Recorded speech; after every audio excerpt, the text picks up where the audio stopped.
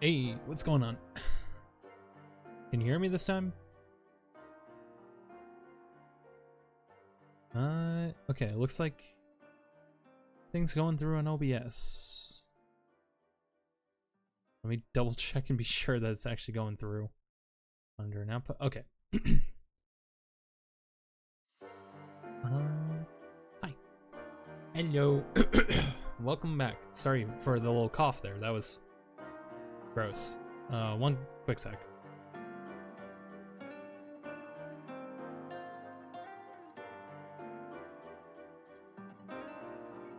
All right. Okay, so, honestly, I don't think we need much introduction. Hi, I'm Karoti. Don't know me. Kyle. I play games. Like to hang out. I just like to talk for a while, I guess. So, yeah, I'm not even gonna hesitate. We're just gonna get right into Pokemon. Let me get that music off. There we go. Sounding pretty good. Let me be sure that I have the audio matching. Is it just me or is the game audio a little bit quiet? Excuse me. Let's see. No, it's not. It doesn't have any filters. Here, let me just turn that up for you too, for you guys.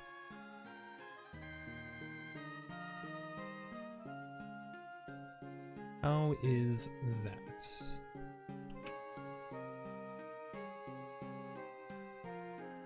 That's not too bad.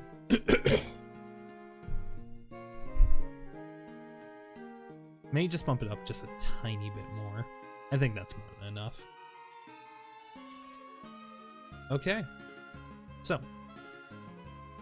Last time we did, like, lose the Nuzlocke, but I'm technically not going to count that because most of the deaths happen from grinding, which is mostly a part that a lot of people skip in Nuzlocks anyway, so I decided to go through with the grinding off stream, and now basically everyone's at level cap, minus like a handful, like a couple of Pokemon, but they won't be too important for the gym fight, so shouldn't be an issue.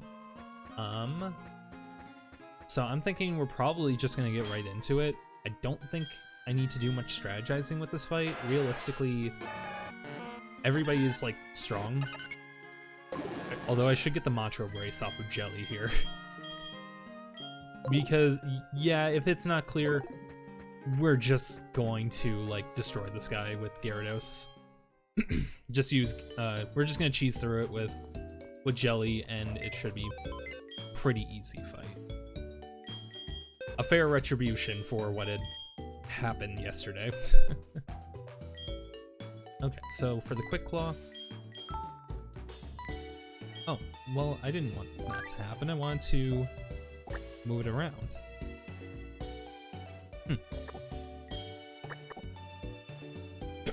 Okay, so for Slowpoke, we're probably not going to actually need you, so I can just throw that on...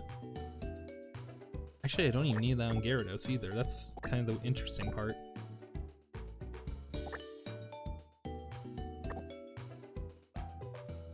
Yeah, maybe just throw on a Machoke just for the sake of, like, if we need to spam. God, my throat is not clearing up today. Sorry for, like, all the coughing. This is not normal for me. In fact, actually, real quick.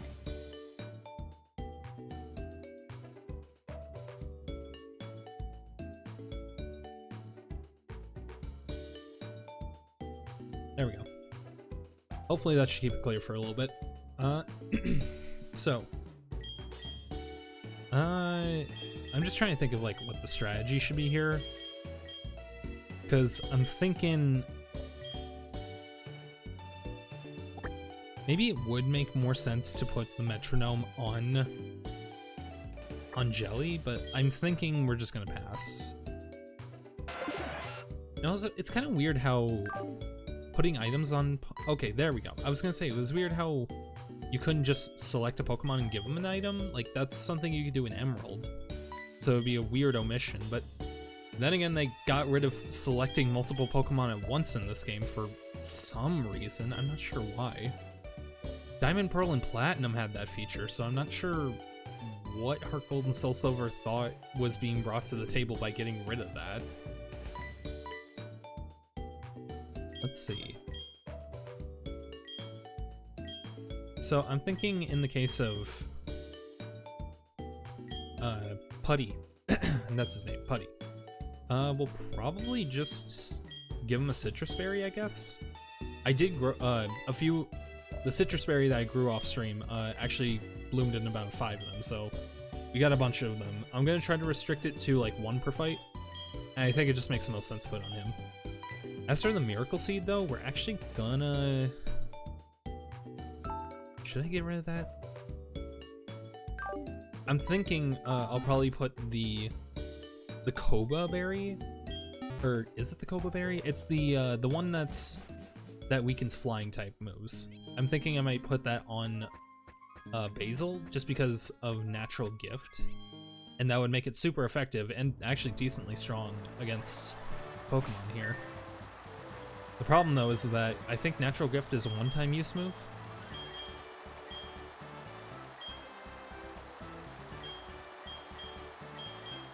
So I think it consumes the berry on use, but maybe it doesn't. Like, I guess it's a good chance to test that out. Because realistically, Basil isn't going to be using the berry for the fight, isn't going to be using Razor Leaf that much during this fight anyways. Like, Basil's hardly going to get any use. He's really just here for backup. Because Cringe is going to be our setup. And if we can get off 2 Toxic Spikes, then we'll essentially be safe for the run. So without further ado, let's just get right into it. God damn it, I just said the YouTuber line. I hate that. I hope the audio is at a good level for y'all, because it does sound a little bit quiet to my ear. Yeah, you know, I'm just gonna bump it up just 1 more notch.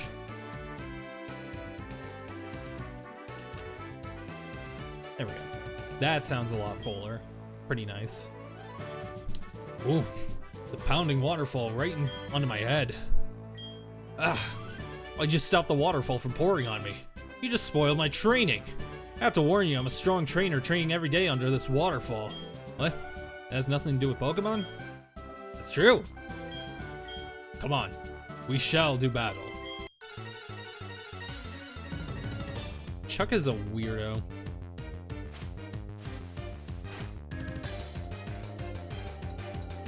But God, I love him. Okay, so I don't know if Cringe is gonna survive, but we're just gonna go for... Actually, how accurate is Supersonic? Because if it's accurate, maybe... It's 55. No, not worth that. Not at all worth it. We're just gonna set up Toxic Spikes. Especially if he's setting up double team, so we can just spam Magical Leaf, and it'll be safe.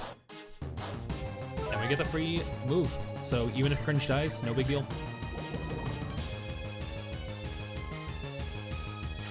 Oh no, he's going for that double team.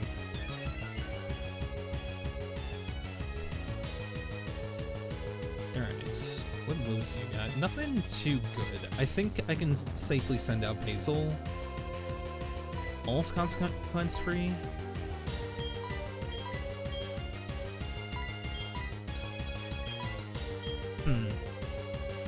It does have surprisingly lower physical defense than special defense.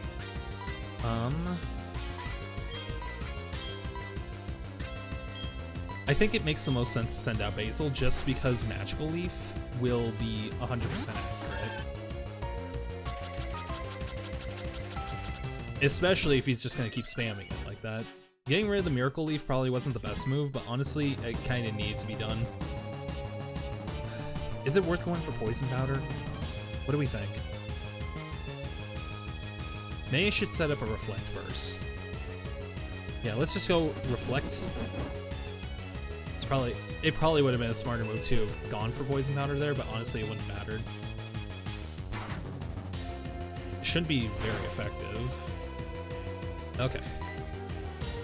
That's a dangerous move, but thankfully, as long as he keeps wasting his turns on Focus Punch and Double Team, we should be good.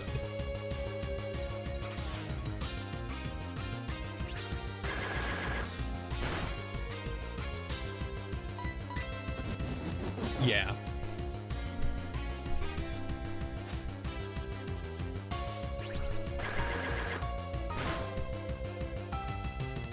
This is gonna be like insanely great retribution for like what just happened yesterday.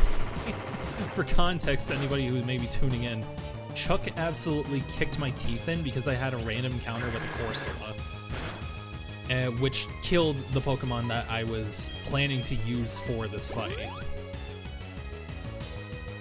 And also he barely hangs in there with 1 HP, that sucks, but it'll be fine.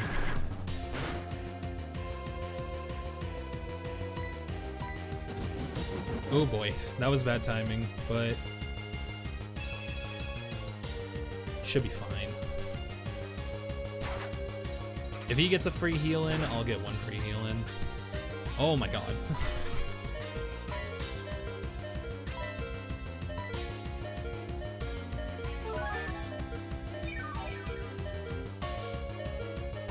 Unfortunately, I don't think I have another Hyper Potion on me. I may have found one while I was walking around and grinding, but I don't remember.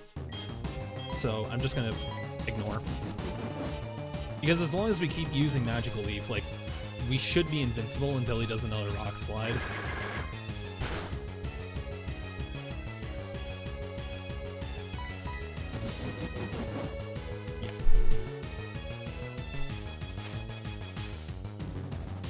Anyways, hope everybody's day is going well. I've most of my day has pretty much been grinding in Pokemon and reading up on Kotlin for my programming class.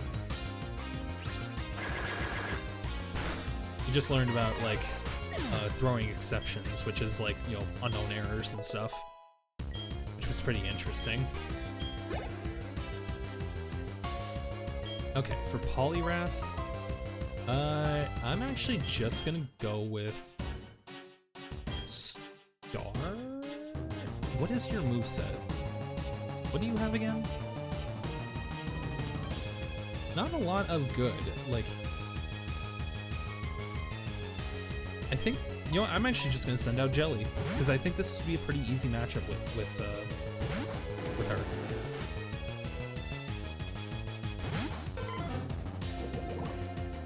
Especially with Poison going off. We haven't lost yet! And Intimidate coming through too, that's actually going to be pretty powerful. So we're going to go with Dragon Rage, which should do a solid 40 damage. And then Poison will kick in. Just as long as this doesn't paralyze. There we go. Okay, yeah, this is succinct. This is easy. Okay, so... I don't think Poison is going to do what I need it to do, so I'm actually going to go with... Oh shoot, I'm thinking Leer, but the thing is that Dragon Rage does a fixed amount of damage. It can't do any more than what it advertises. Whatever, we'll just spam it. It's going to be fine. The one unfortunate thing is it can't crit, but at least the Citrus Berry got used up. And actually, that may be out of healing range, so he's probably not going to use an item. No, not yet. Okay, yeah, easy. Free battle. And that's how it would have went if I had just done the grinding off stream, like I said I would. We lost. I lost? How about that? Alright, you're worthy of the Storm Badge. Alright, I got the Storm Badge! Should I just start copying that from the anime? It's like some of the like most annoying shit that they do. It's like the most it's like a rule in anime, or I guess just like kids cartoons or something, where it's like when they make progress, it's like they have to announce it for whatever reason. It's so weird. I don't know why they insist on it. Storm Badge lets your Pokemon fly to any city or town you've already been to. Take this too. TMO1, I believe that's Focus Punch. Yep. It doesn't land if the foe you're attacking hits you first, but it's very powerful if it manages to hit. Well, alright. Now that we have the ability to fly, I'll just need to get the HM somewhere. That's Cinnawood's gym badge. Then you should take this HM. Oh, there it is. I remember that actually being a little bit more hidden away in Gen 2. Teach Fly to your Pokemon. You'll be able to fly instantly to anywhere you have visited, which is going to be so nice for picking the apricorns.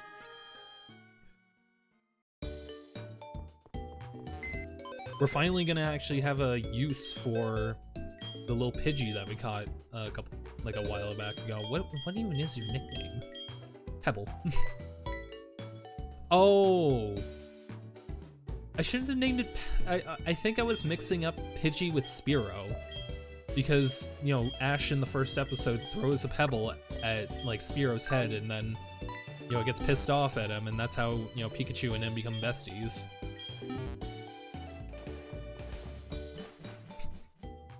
That's a hell of a gross summary of the episode. Well, at least now I can take the Koba Berry back. Alright, let's hand this over to Basil. Did a great job in that first part of the fight.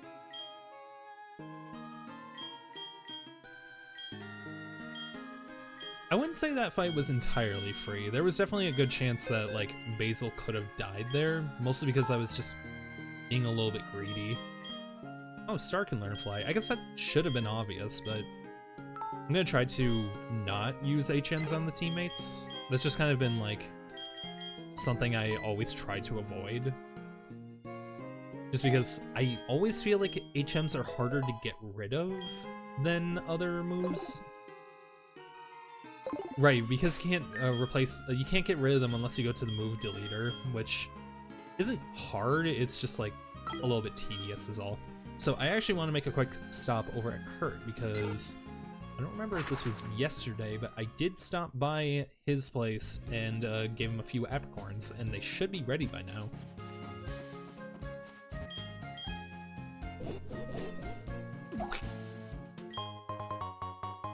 Nice.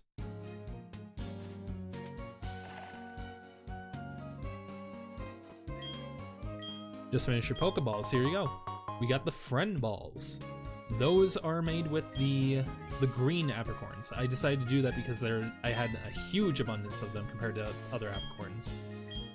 The special effect of those ones is when you catch a Pokemon in a Friend Ball, it increases their friendship stat their friendship stat grows way faster than it would if you caught it in any other Pokeball. I think it actually has a slight edge over the Luxury Ball, because I think the Luxury Ball gives like a flat rate of happiness when you first catch it, but it doesn't actually affect the happiness stat after you catch it. I could be wrong on that. I'm pretty sure I may be wrong on that.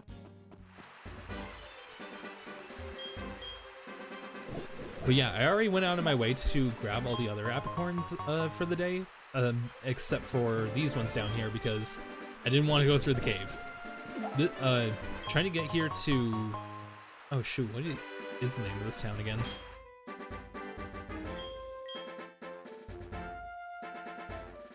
To Azalea Town. Trying to get to Azalea Town is a little bit inconvenient because it's blocked off by both the Ilex Forest and the Union Cave. So it's just infinitely like more convenient to just to have waited until we did the gym fight and flew over here. So I don't have any points in the Pokeathlon. I'm curious to check like what the prizes are today, but honestly I think I'll just pass. We've done enough delay.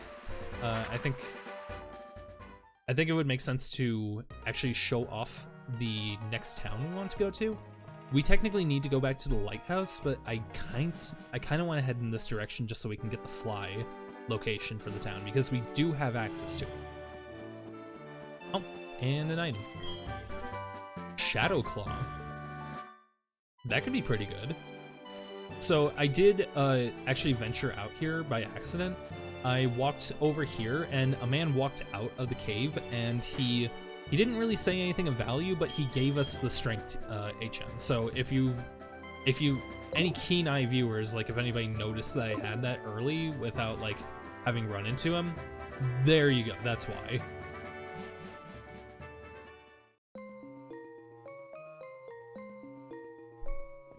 Oh, we actually do get a new encounter in here now I think about it.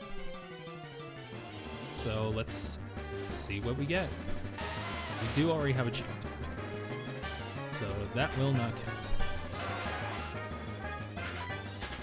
Hopefully whatever we encounter doesn't like immediately die.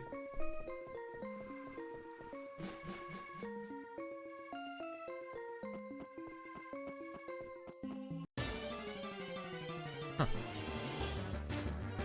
This cave is a lot bigger than I remember being. Oh, there you go. There's a regular encounter from Mod Shop.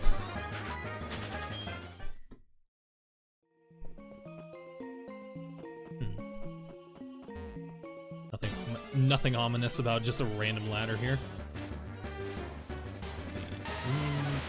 Where is Union Cave? Or no, Mount Mortar. There it is. Is there a new encounter in here? No, there is not, actually. There's technically one if we fish, but I don't think the encounter is worth it. Like, there's technically other things we can get in here if we hold off, so I will.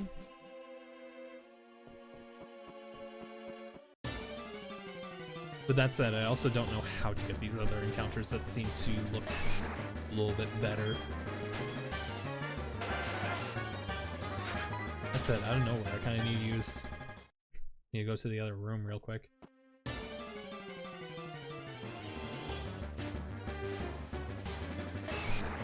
Encounter rate is like through the roof here. I'm probably just gonna throw a repel on.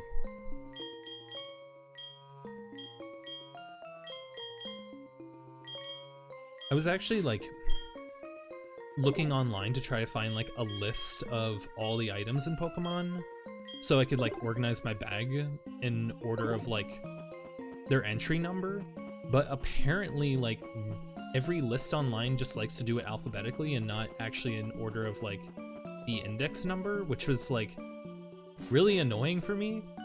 But more so the reason I bring up that point was because I found a forum post where someone was like complaining about like the bag in HeartGold and Soul Silver, saying like the Diamond and Pearl one was like significantly better. I'm like, dude, what the hell are you smoking and how do I get it? Because the Diamond and Pearl one where you have to scroll through every individual item, no, fuck that. I'd rather just tap the arrows on the bottom screen. It's so much more intuitive. And that's not even me like saying that because I played HeartGold and Soul Silver before Diamond, Pearl, and Platinum. It's just so much easier going through like a broken up list as opposed to like a massive index of like of items that you have to go through individually. That's just me, at least, I guess. I guess that is just me. Oh, I was gonna try and set up for a double battle. This is my secret place. Get lost, you outsider.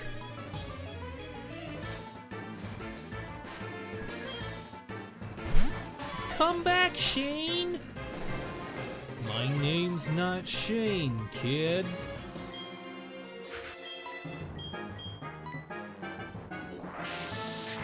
Dragon Rage, like, this early on is kind of crazy. Like, we can basically two-shot every single Pokemon in the game, so I'm gonna try and refrain from spamming it. But if things are looking dicey, expect me to probably use it as a last resort. For Nia Arena, what would be a good pick against you? Star. Yeah, extrasensory should be easy.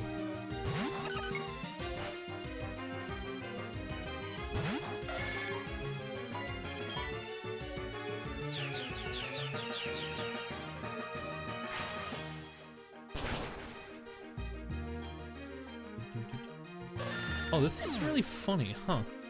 So, oh my god, why did they order it like this? I'm looking at the Nuzlocke page. So they order Price right after Jasmine, and for Jasmine the level cap is 35, but for Price the level cap is 34? What? Dude, the HeartGold and Soul Silver page for this Nuzlocke list is so fucking scuffed. There's so much wrong with it. It makes me genuinely wonder if they have played HeartGold and Soul Silver.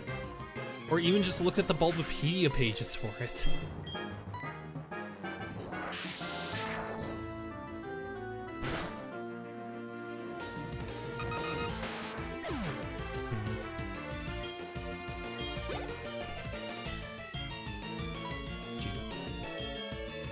We can send in Basil. This should not kill. If it somehow kills Basil, like, then that's nothing short of a miracle for them. Maybe this was Gen 5 and Sturdy was in play.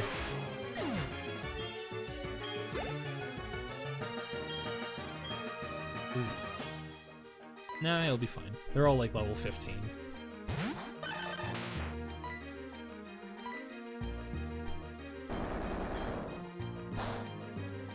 I was gonna be so pissed. I was so ready to just scream.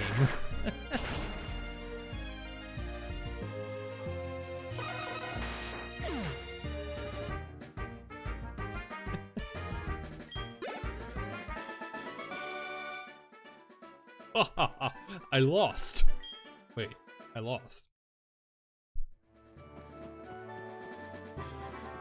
There's just something, there's like a certain unhinged nature about like the NPCs in Johto that I love. And they haven't changed the dialogue that much between Gen 4 and Gen 2. They're just kind of a little bit off the wall in terms of like the writing in the original game. And I love it.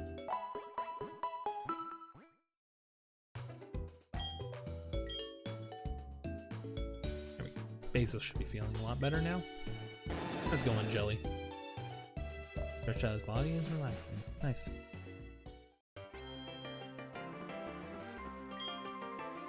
Have you seen this guy with a black cape? He's been going back and forth between here and Lake of Rage, saying strange radio waves are being transmitted. Who is he, I wonder? Just a souvenir shop. Nothing suspicious about it. No need to be alarmed.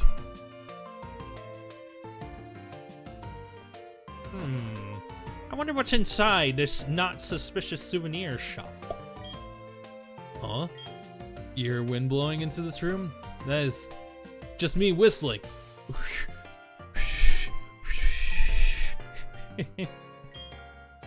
Enough about that. Why don't you buy something? Dude, you've got the worst shop ever. At least you're selling tiny mushrooms. Aren't tiny mushrooms actually used for something in Gen 4, or am I thinking of Gen 3? Like, I think Fire Red and Leaf Green, they actually have a purpose. The experiment worked like a charm. Magikarp are just worthless, but Gyarados are big moneymakers. I wonder what he is talking about.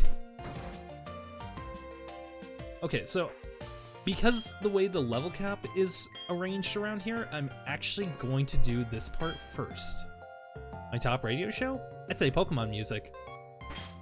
What is going on in Pokemon music right now?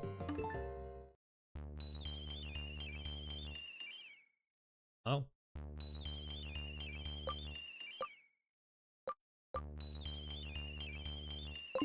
I guess our radio's a little bit messed up.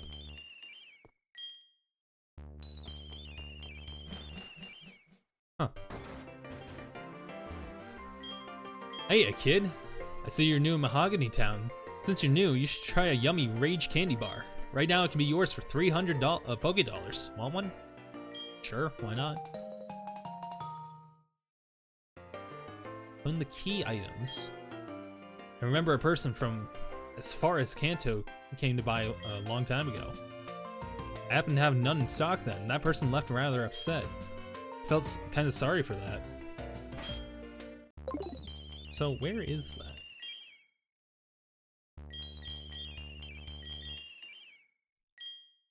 A famous candy in Mahogany Town. Many tourists come to buy them and take home. Interesting.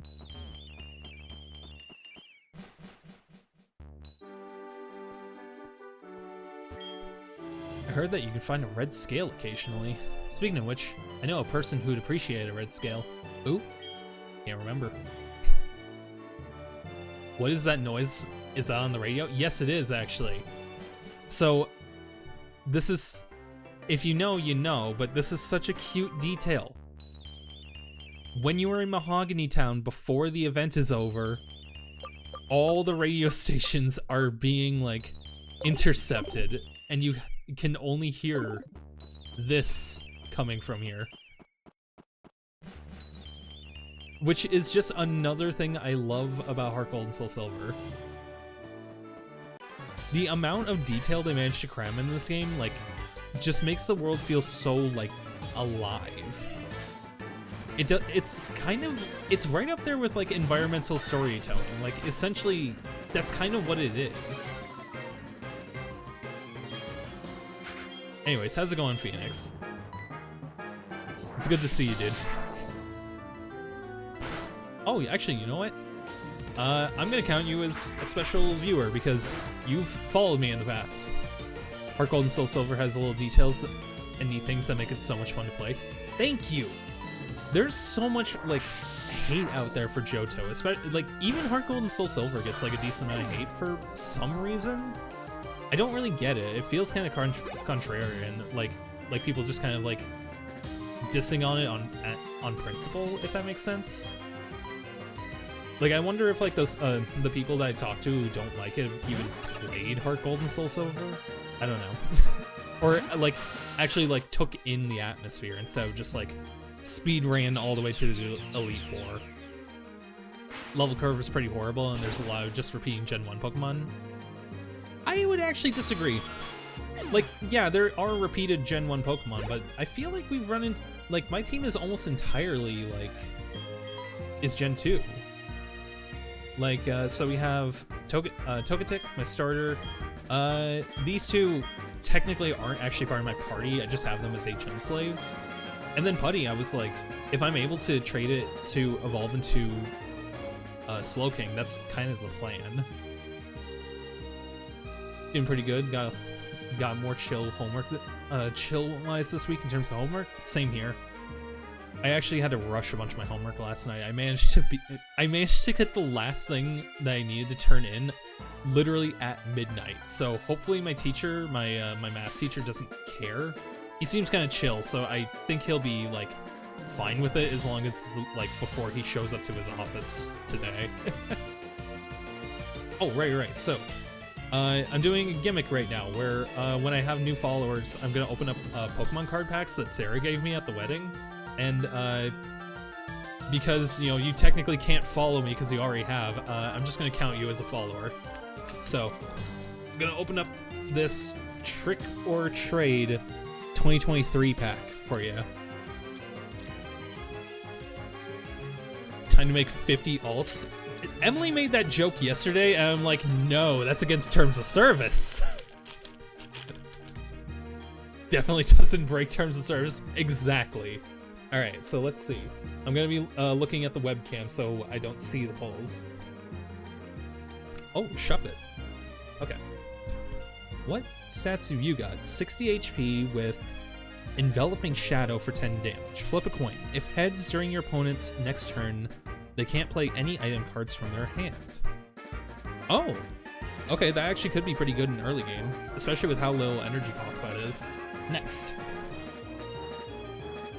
Oh! That's a fully evolved... What is that? A Spectrer. Is that a Gen 9 Pokemon? I have never seen this before. What is that? That doesn't look like a Pokemon. That looks like somebody's just random drawing of a horse. Gen 9 DLC Legendary. Yeah, that adds up. That's a good card, though. Broke the game and how busted it is.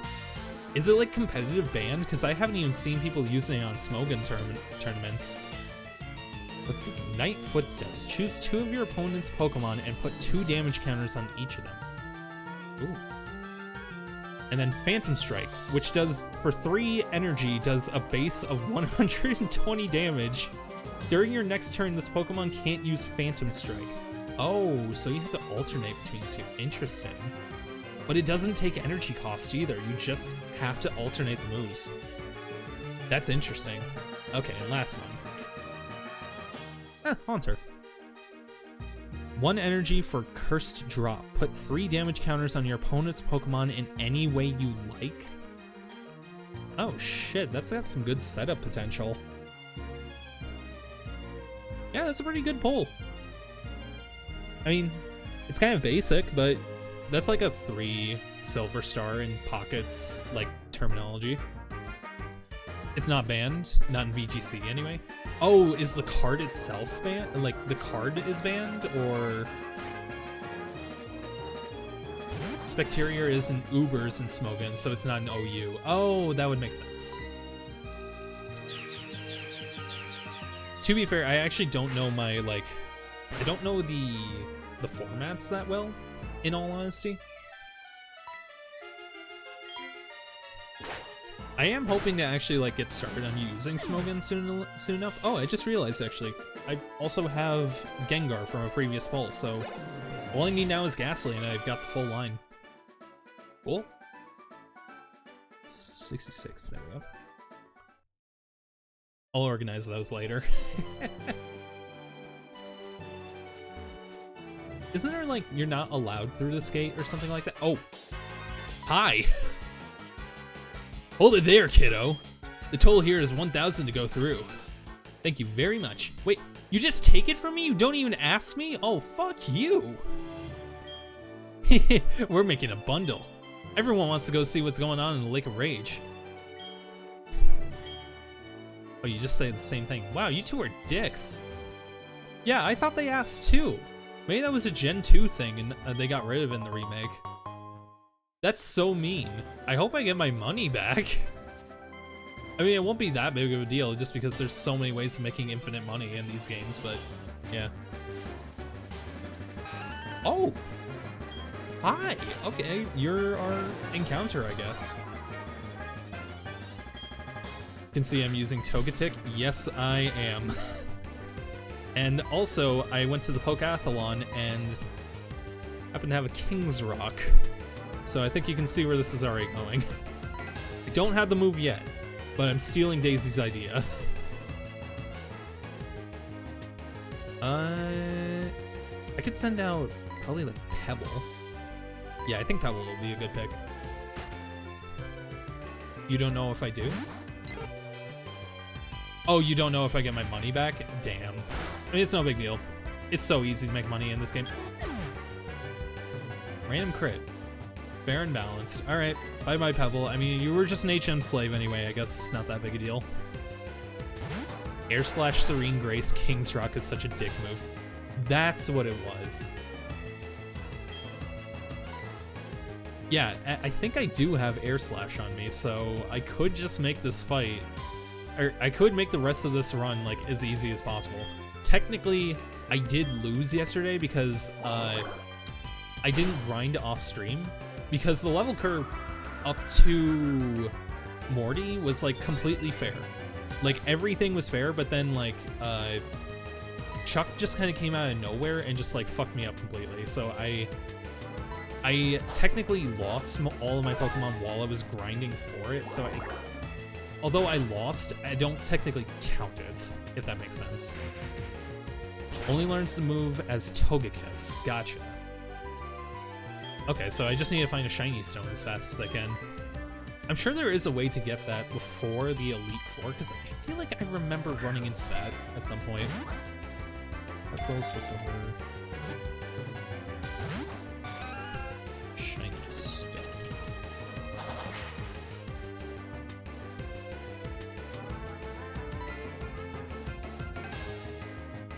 Maybe misremembering, you don't remember Gen 4 learn sets too fair? I mean, that's too well. That makes sense. That's totally fair. I don't really know the movesets in general for most of the games. I'm actually gonna swap real quick to... Does anybody here know Hypnosis?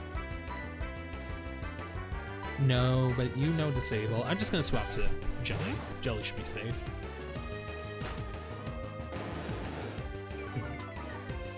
Okay, so I can get one in the national park, but I'm gonna need Rock Climb to do that.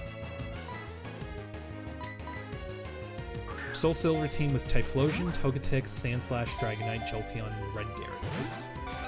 Really hard to grind up Dragonair to get Dragonite for the Elite Four. I actually just recently found out how broken the Pokewalker is, but because before I even finished the 3rd gym, or before I finished the 4th gym, I was already able to access, like, Dratinis and, like, X items. It's so busted. You're so sad you lost your Pokewalker? Oh, no! That sucks, dude. Yeah, I'm actually trying to, like, 100% the Pokewalker, because there's actually some pretty good stuff on it. One of the routes actually gives out, like, all of the EV berries and, like, PP ups, which is insane. And if you can just, like, hoard up your watts, you can essentially just, like, grab, you can just spam the dowsing minigame, get 3 PP ups, transfer it into the game, walk for just, like, 2 minutes, and then you'll have, like, more watts for, like, farming them again. It's ridiculous. Actually, fun fact, the Pokewalker is the only way to get dive balls in Gen 4, like, repeatedly, and that's actually how I have, like, 16 of these. I used to have about, like, 24 of them, because I grinded so many of them in one day. You remember fighting Pidgeotos and whatnot? Nothing good at all. That's because the early routes suck. The later routes get absurd with the picks. Like, actually, the Pokewalker is the only way to get Munchlax with self-destruct. Apparently, like, in later generations, it becomes an egg move, but the only way that a Snorlax can learn self-destruct so you can use it for the egg move is from the Pokewalker. The Gyarados are angry. It's a bad omen. Does this technically count as my encounter for this route? Because you know. Jelly howled very loud. Oh, it's actually, like, moving around the water. I forgot it does that. It's a proper NPC? Oh my god, that's gotta suck for RNG manipulation. I mean, I guess it's not that big a deal. It's a shiny no matter what. What would you be manipulating it for? I guess for a good nature, but...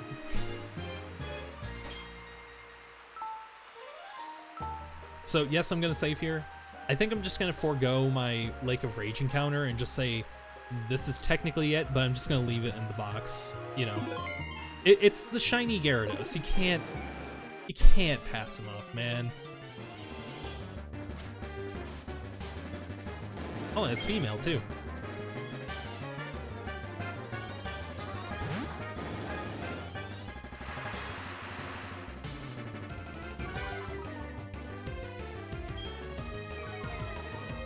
Common rules to say this would be your, like, a Rage encounter. That makes sense. And given the fact I already have a Gyarados, though, it's kind of moot. Like, I can catch it, but I'm not going to have 2 Gyarados on my team. That would just be stupid.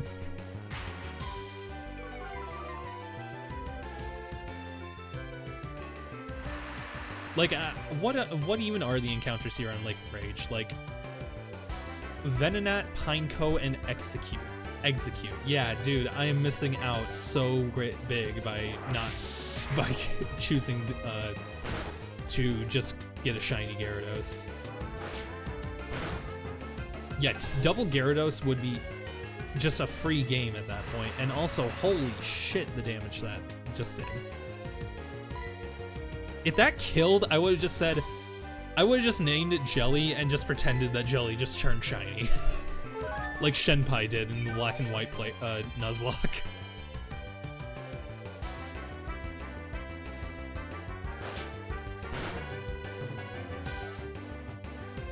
Okay, I don't think I have any net balls, so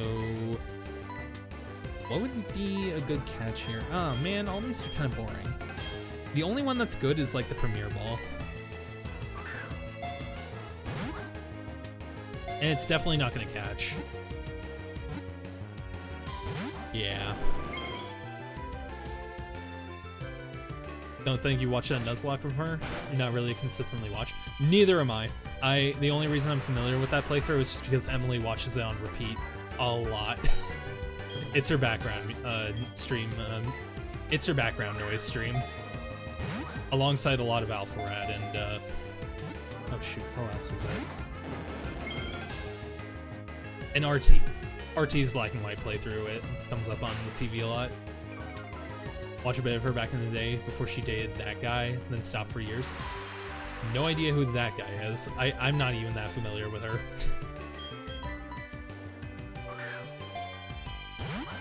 I feel like the dive ball has like a boosted like catch rate in Gen 4 because like almost every one I've thrown has like been pretty consistent. Jaden, you've been watching Jaden a lot too. Gotcha. Yeah, I said RT. I remembered him. Yeah, I'll think of a nickname for you another day.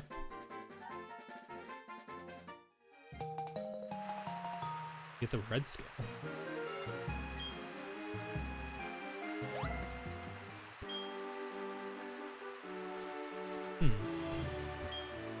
That.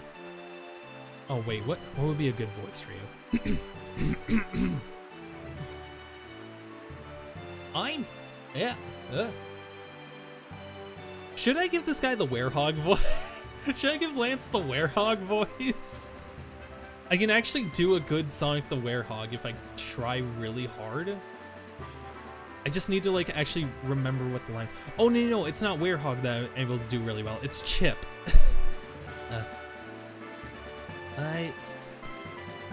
That red Gyarados wasn't acting right.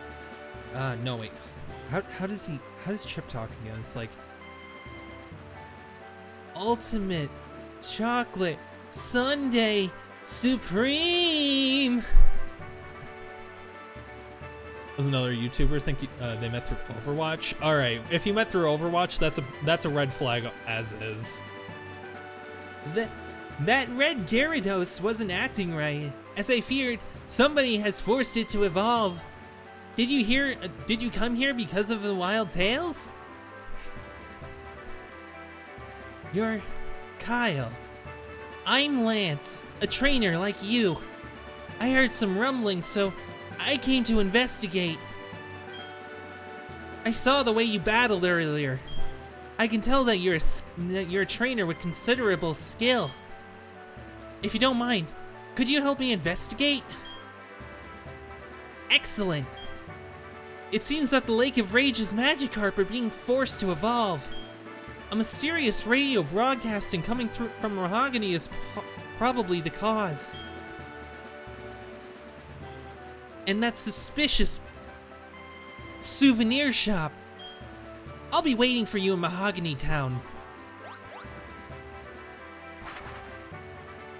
I really like that. Like, actually seeing an NPC use Fly, I think that's like one of the only times to see it, aside from Black and White. I think Black and White is the only other game that uses that idea. And I think it's pretty neat. Let's see. Collabing in Overwatch didn't find through random matchmaking. Still a red flag. If you meet someone and the first thing you do together is Overwatch, you're fated to fail. Not to like kind of make light of like probably a bad situation for her, but I can't resist it. I hate Overwatch. I hate it so much. And it's nothing to even say about like the game mechanics or anything. I just hate Blizzard as a company, and I hate that like so many people still support them despite what they fucking did when they announced Overwatch 2. The entire existence of that game is like everything I think that's wrong with the video game industry.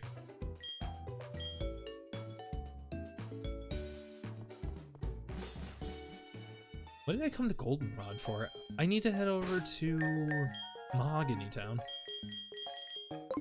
It's been so long ago now that I tried to play Overwatch back in the day on your laptop. That was way too bad for it. I've been there.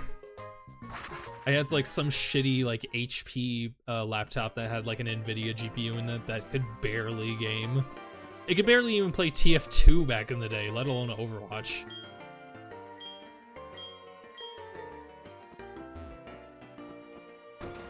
Yours didn't even have a GPU. Dude, you were playing on integrated graphics? That's embarrassing.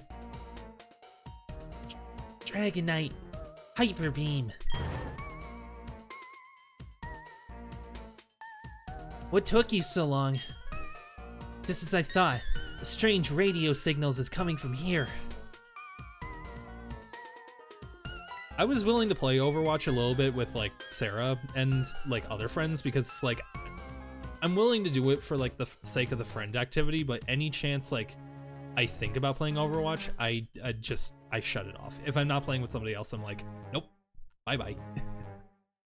The stairs are right here. Kyle, we should split up. To check this place. I'll go first. Ugh, you found the secret stairway. How did you do that? I thought it was well camouflaged. That guy's dragon-type Pokemon are tough. Oh, actually, I should put Pebble away before I accidentally use him in battle. Played a tiny bit of Hearthstone once they did a roguelike event. That does actually sound pretty fun, but then once Blizzard banned a guy because he said bad things about China and you stopped supporting that, yeah.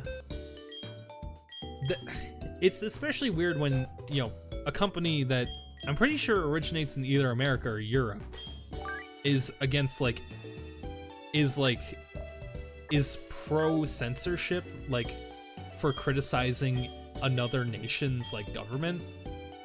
I don't know, there's something kind of sus about that to me.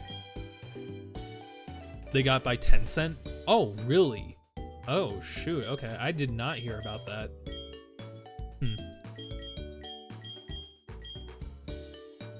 Actually, come to think of it, okay, so I know Tencent by name, but I actually don't know it too well. What does the company do? Is it just like a one of those firms that just buys like bigger companies and just kind of like collects the profits from them essentially?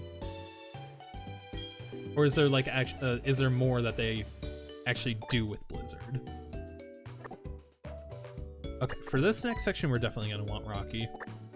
So funnily enough, I actually managed to get the trading Pokemon like twice in a row. I got a Bellsprout, which I traded for Rocky here so I could deal with the first gym, and then I got lucky enough to run into a Drowsy in Goldenrod, so I was able to trade it for a Machop for Whitney. So those two fights actually were surprisingly easy. Whitney actually did still throw hands, even though like it should have been easy in theory. She still gave me an honest to god fight. Absolutely enormous Chinese company that owns like a solid chunk of the video game industry. Oh boy. Well, what do you mean by like solid chunk? Is it like 30% or something? Like, is it something that comically high?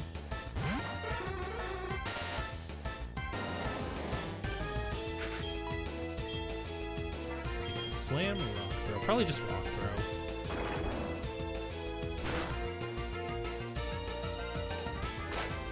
Don't remember enough details to really say.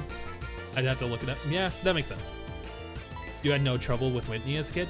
Dude, I had trouble with all of the gyms as a kid because I chose Chikorita. First, it's a flying type gym. Then it's a bug-type gym. You got a normal type gym, but also she has rollout, so that's just gonna suck for any kid that's unaware.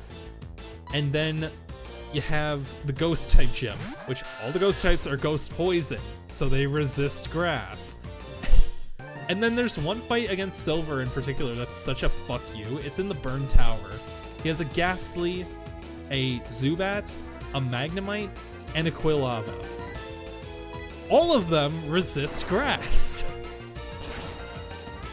Because you got a Ghost Poison, and then you got a Flying Poison, and then you got a Steel Electric, and then you got a Fire. Dude, this game, like, kicked my ass as a kid just because I loved Bayleaf. And that's not to say anything about Candace. Is Candace the steel, or Jasmine? Jasmine was a bitch. Cause there's like no fire types in Johto. The only fire type you encounter in the whole fucking region. Not the fire type they introduced in the region. It's not a Houndoom or a Houndour. It's a motherfucking Arcanine or a Growlithe. Because for some reason in Game Freak's infinite wisdom, in Gen 2 and Gen 4, Houndour is nowhere to be seen in Johto at all. You cannot get a Houndour in the game under any circumstances unless you trade until you have the National Pokedex. And the same is true for the Pokewalker. There's the first route you get after getting the National Dex lets you get a Houndour. Why? I don't know! I remember, like, in 2016, I did a casual playthrough of this game where I wanted to create a team of only Johto Pokemon, and I wanted a fire type. So I looked up the available fire types, and it was like Growlithe and Houndour, and like a bunch of Gen 1 Pokemon. I'm like, well, I want a Gen 2 Pokemon, so that's gonna leave me with Ho-Oh or Houndour, and neither of which you get before the gyms are done. Which is so ridiculous. Anyways, that's the fucking Houndour rant.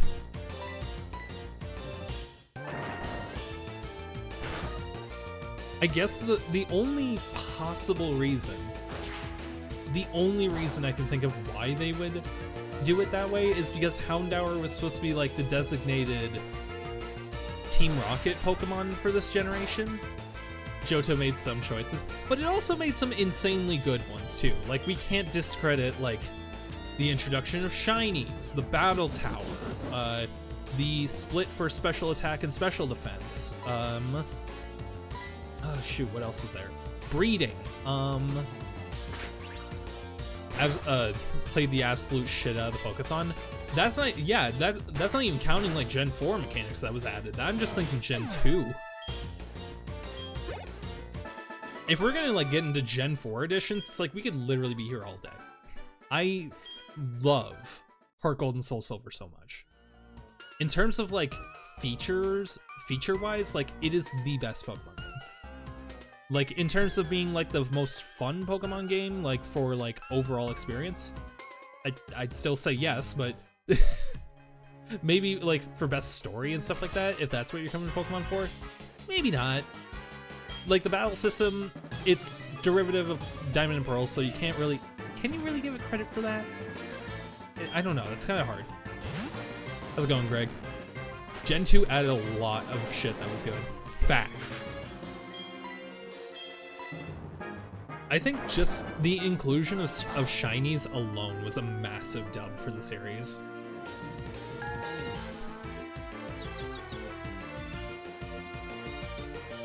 Oh boy. If I hit myself with confusion, I'm swapping. There we go. Yes! Special split was so necessary with Dark and Steel types. Or wait. Yeah, the special split was like extremely necessary because like fucking hell, playing through Gen 1, all you needed was a good special Pokemon and you basically won the whole thing. I guess Spazel's turn. Nobody here makes sense. But that said, like, the lack of abilities in Gen 2, God. Abilities changed the series so much. Like, playing through Gen 2 is so, like, brain dead easy. Like, I can't remember what move it was that I had when I was doing Crystal, but, like, oh, it was Sand Attack. That's what it was. Spamming Sand Attack with, like, just my Pidgey or something like that got me out of so many fights because I think the probability rate on Sand Attack was like so high in Gen 1 and 2 that like it's just busted. It's a lot of fun. Abilities are just a core part of Pokemon for you since starting Gen 3. And that's kind of the weird thing too. Abilities are a core part for me because I started in Gen 4, but the thing is, it's like, weirdly enough, I think just playing Gen 2 and Gen 1 so much recently, it's kind of shifted my brain a little bit. Like, I'm more easily able to think of all the Pokemon as if they didn't have the abilities at all. I think it's just because, like, those battle systems are just objectively easier to like win against. I'm sure like glitchless, well, hell, can you even have a glitchless Gen 1 playthrough for like a speedrun? Like, I know there's like philosophical debates of like if you can even have a glitchless Skyrim playthrough, but like for Gen 1 Pokemon, is that actually possible? I feel like it's got to be like more feasible than, you know, Skyrim. Gen 1 is just so bizarre with who's good. Tauros is one of the best Pokemon. Seriously? I mean, I guess it makes sense. If the Pokemon couldn't evolve back in Gen 1, it better be pretty good. But then again, there were also plenty of Pokemon that couldn't evolve that were also just bad in Gen 1.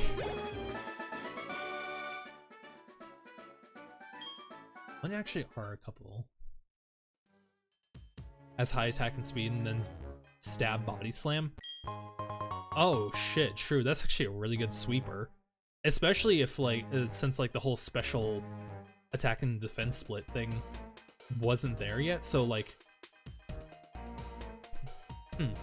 So like if a Pokemon was just like a special attacker, it probably would have like no defense at all. Along with normal types being immune to being paralyzed by body slams. That's a thing? What the fuck is going on with Gen 1, dude?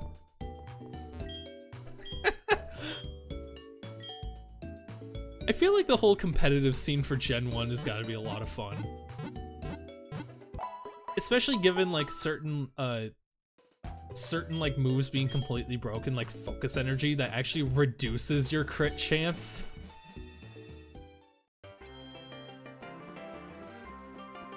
If you're doing a speed run of Gen 1 and you throw an Ultra Ball, does that technically make your run not glitchless anymore?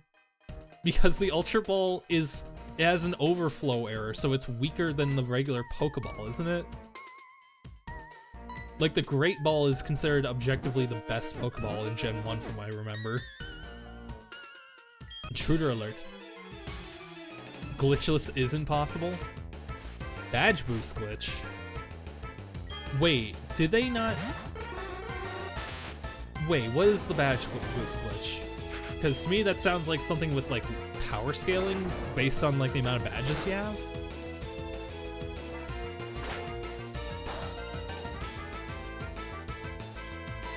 You fool. Why am I a fool?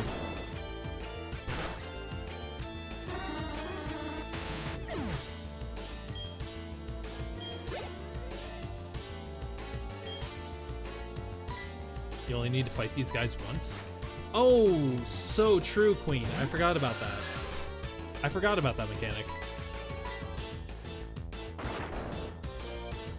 Whenever your stats get changed in any way, positive or negative, by you or your opponent, all your badges' stat buffs get applied again.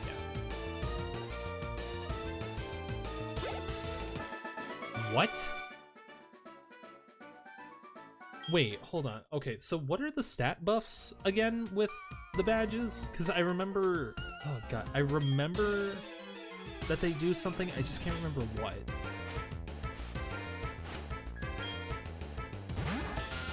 Do they increase the individual, like, stats of the Pokemon? That would be weird, because there's only 5 stats in Gen 1, right? Or, wait, HP, Speed, Special, Attack and Defense. Yeah, there's only 5 stats in Gen 1. So what would the other 3 badges be for? Or am I just, like, misunderstanding? Most badge buff, one of your stats on all your Pokemon? Not all the badges that give a buff. Interesting. Bling gives a special buff. Interesting.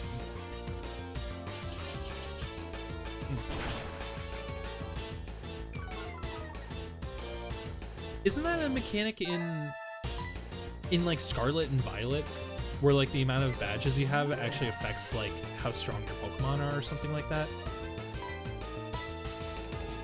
This was a thing in Gen 2, although you think the badge boosting was fixed there. Interesting.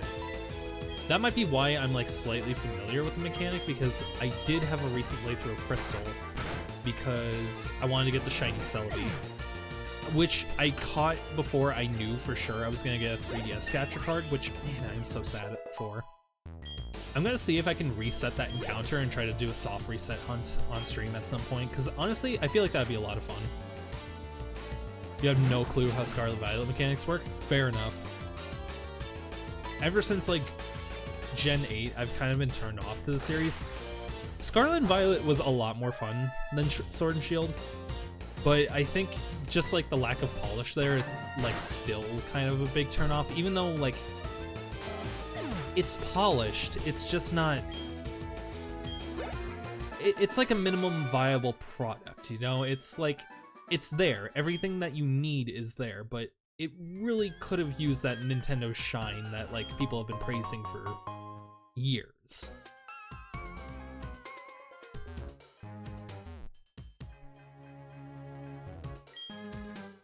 Eyes are glowing red. You feel that somebody may be watching. Okay, so Emily referenced the fact that I only need to fight these guys once. Oh, right. If I, like, check this guy's computer, doesn't it, like, turn off the statues or something like that? You started losing interest after Gen 7 because Gen 7 was so boring. It's insane. Yeah, if you're not interested in the story of Gen 7, it really is a drag. But that said, I still think it is technically the most impressive Pokemon game. Like, bar none. The amount of, like, content that they managed to cram onto the 3DS is absolutely absurd. And I think it kind of makes up for a lot of the flaws. I don't think it's a perfect game by any means. I think it's a pretty flawed experience, especially on repeat playthroughs. But for, like, what it was, which was a celebration of the Pokemon series up to that point, I think it was pitch perfect. You don't remember that, you don't remember there being all that much in Sun and Moon? Talking about Ultra Sun and Ultra Moon? And Sun and Moon, there was an insane amount of content, too. Like, Ultra Sun and Moon, yeah, like, they managed to cram even more, but I feel like that was almost, like, just a requirement. Like, a bare minimum requirement for them to sell the game again. Gen 6 is where you started falling off. I don't blame you. Gen 6 is easily, like... Before the HD games, Gen 6 was the worst. Not even because it was bad, but just because it was the most basic and boring out of, like, everything in the series up to that point. It wasn't bad by any means. Like, having played through it again, it's nice. It's just forgettable, is all.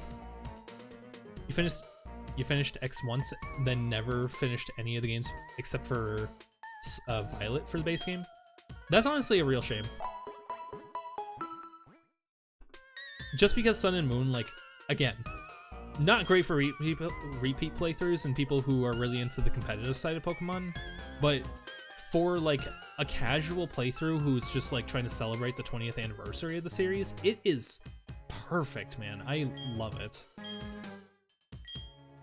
He's a password, eh? Gen 6 was so rough, X and Y at least. Oraz was perfect, man. Like, I think there was definitely a huge spark of inspiration with Oraz. Even if, like, they got rid of, like, really important things like the Battle Frontier, I think they were planning to release an Emerald for Oraz, but like that doesn't make up for the fact that they didn't do it. Oraz just felt good. Fact, like I loved radar chaining in Oraz. Like that was the first Pokedex that I actually went for a living dex in, and honestly, that was a lot of fun. I didn't even know what a living dex was at that point. I was just like, I want to get one of every Pokemon. And it was just because catching Pokemon in Oraz just was really satisfying. I don't know how to describe it, but they really figured out how to like make it feel fun to catch Pokemon. I think it mostly just comes from like the camera system that they had. The door won't open? Well, duh.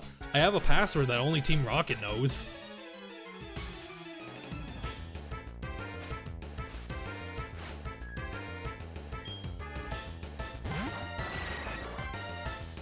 Like, what was it in those? I think also just like flying around with the Lati, like the Mega Latis, was a lot of fun. The amount of secret areas that they managed to cram in there for like the overworld flying was a lot of fun. And also just making fly an actual fun mechanic for once in the series, like that's an automatic dub. It's a shame that like, I know why they couldn't do it for Sun and Moon, but like, it's a shame that flying around on your Pokemon has not come back. Like, it's technically in Scarlet and Violet, but it's kind of more like gliding, and you're limited to just the one Pokemon, which I guess Oraz also had that issue where it's just the Latis. I'm just a grunt. I don't know the password. Too bad for you. Fuck you. But, like, I think it's like a far cry to ever expect Game Freak to basically like let you interact with Pokemon in special ways that isn't restricted to just a single Pokemon being interacted in that way. It's kind of a relic of a bygone era. It's kind of sad, but you know, it is what it is. As long as like the core mechanic is still fun, I guess it's fine. It's fine. It's not great. It's just acceptable, but you know, badge boosting your stats was a thing in Gens 1 through 3. For each one, they buffed the stats by 12.5% in Gens 1, 2, and 10% in Gen 3. In Gen 1, Brock buffed attack, Surge buffed defense, Koga and Fire Red and Leaf Green. Oh, gotcha. And Blaine buffed special. Koga buffed speed, where Surge buffed it in Fire Red and Leaf Green. Interesting. I guess that probably was like an intentional mechanic that they were doing, like to make the players feel like they were getting stronger, even though like they technically weren't. That's something in game design I've been learning a lot more and more lately. It's like you don't want a linear power scale. You want it to be extremely exponential, so that way the players don't just see the numbers going up. It's like feeling like you're just blasting through enemies way faster. I don't know if, like, is that a mechanic in Gen 4 still? Because I kind of feel like I'm still weak against some of these, like, earlier Pokemon. What's on these TVs? Or, what's on these computers? Do I know the password? Maybe. But no weakling's gonna get it.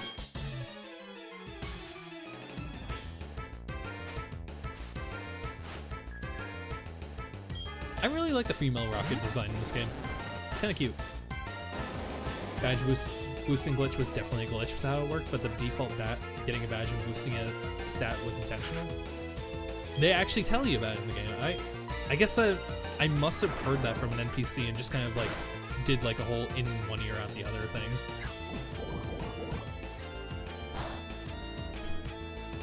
HeartGold and Soul Silver.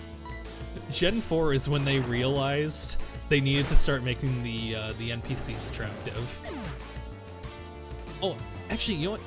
Okay, that just reminded me.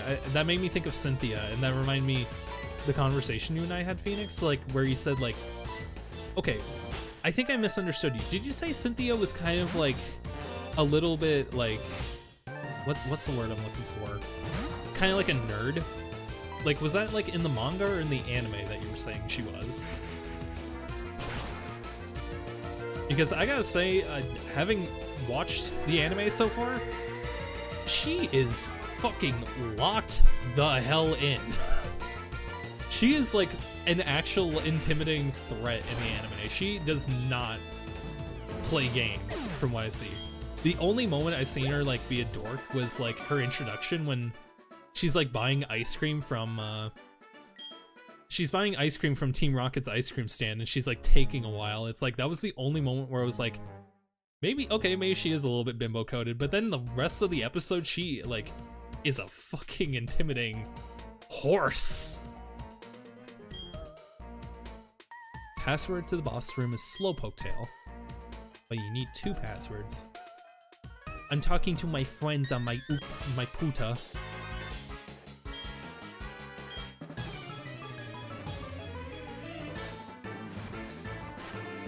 Like, there was one particular scene with her.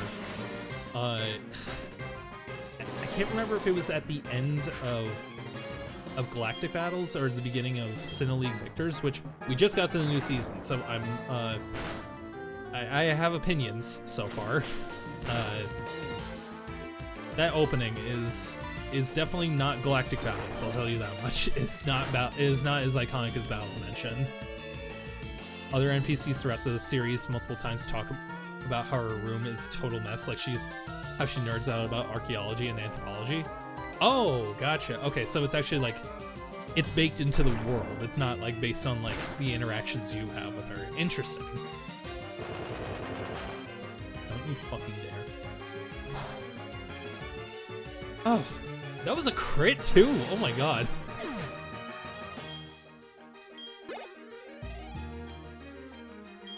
Okay, well, if you're just gonna send out another coughing, what the hell should I do about that? I guess I need to just have Rocky out. Probably just do a quick heal. The gym leader tells you about the stat buffs in their "you've beat me" blah blah blah speech. Interesting. I never remember that. I always remember them being like, Pokemon will listen to you up to XYZ level. Plus, here's a TM. That's like the only part I ever remember from those conversations. Wait, pre-Gen 5 self-destruct halves your defense? Like, halves the opponent's defense? What the fuck? That's a little bit cray. Jesus Christ. Well, I think that just says a lot about Rocky's defense then, Jesus.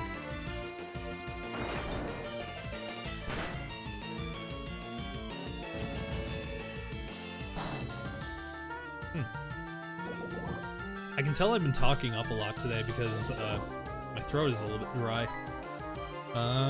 Where is... Ah, damn, I don't have a... Oh wait, Petra Berry. I always think it's the Cherry Berry that's for poison. But no, that's for Paralyze. Speaking of which, I should actually check on my berries real quick because I think my Autumn berries may be at the next stage. Dude. You gotta be kidding me.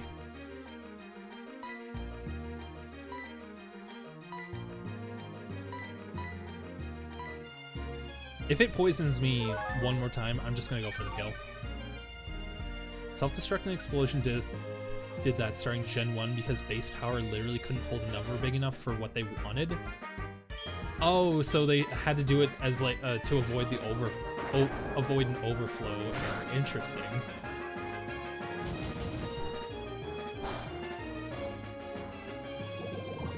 What do you know? A fucking move in Gen 1 where they realized it was gonna have an overflow error and they actually fixed it. What a concept.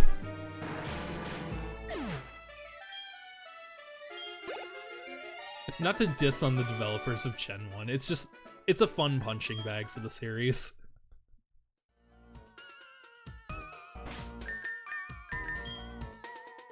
But then they increased the power and kept the defense having part in later gens? Oh. Ooh.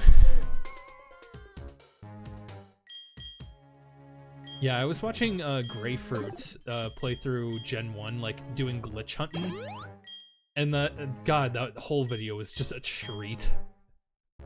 The whole time he's just like, he's finding like all kinds of like out of bounds secrets and stuff, and just like a bunch of like little bits of jank here and there. Like not all game breaking, just like occasional like, he'll just like walk into a wall by accident every now and then. I think there was the glitch where, what was it with the Safari Zone where you can like walk out of bounds or something like that?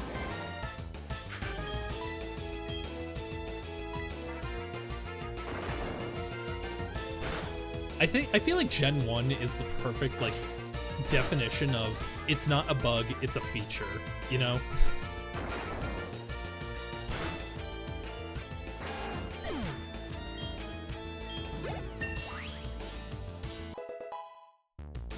What did I say about the Safari Zone and walking in battles?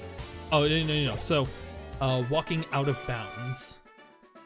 There's like some walking out of bounds glitch with the Safari Zone in Gen 1, I believe. Maybe it's a difference. Maybe that's something else I'm thinking of. Effectively, it's like the Gen 1 equivalent of walking in the void. So, I remember you.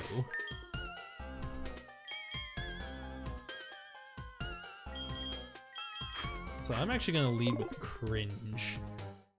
Or actually, no, that'd be stupid.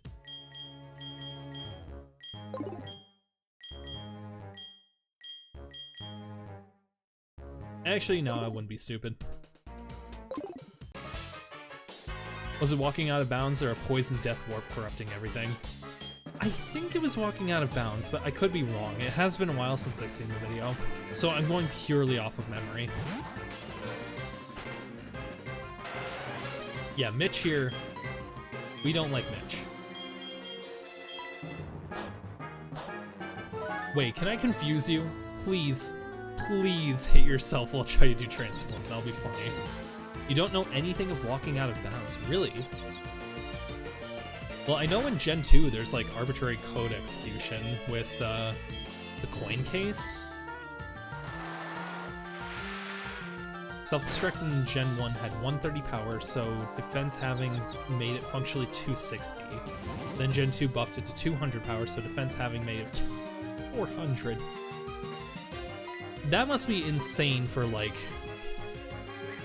what's the word? For like the Battle Frontier. That would explain why self-destruct was like...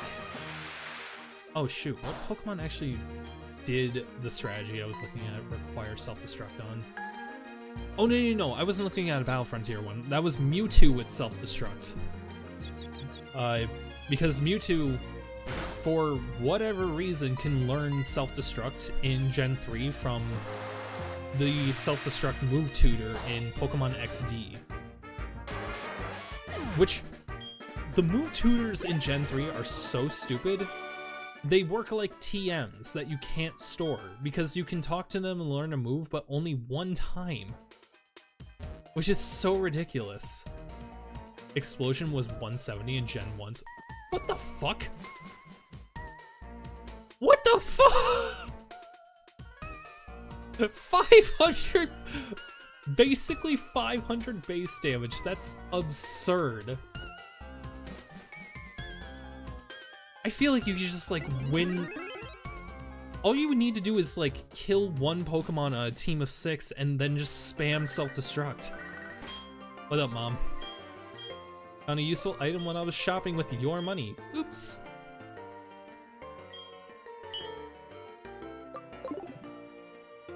Actually, come to think of it, what happens if I call Mom? Well, what if I call Mom inside the rocket layer? Because I found this out. Your mom in this game is just like the companion characters in like Zelda and Paper Mario, where you can talk to her in different areas and she has different things to say.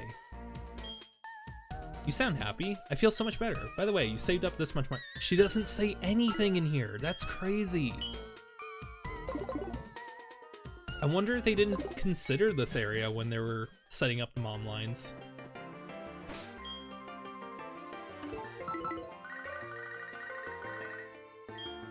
Sound happy? Ah, damn. Okay, nope, she doesn't have anything to say in here.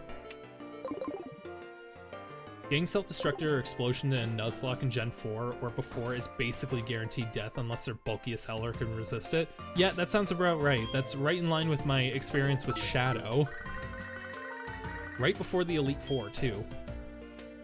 Sound happy. I feel so much better for you. Okay, yeah, no, she just doesn't say anything. Huh. And also, I need to call her back so that way she'll start saving my money. What? Thanks, Mom. Thanks for proving me wrong. I was talking about how you're cool for having different dialogue for every part of the map, and I talked to you in the one spot you have nothing to say. Thanks, Mom. Okay, real quick. I'm gonna be right back. I just need to go use the bathroom for a quick sec. Shouldn't take me more than like 2 minutes.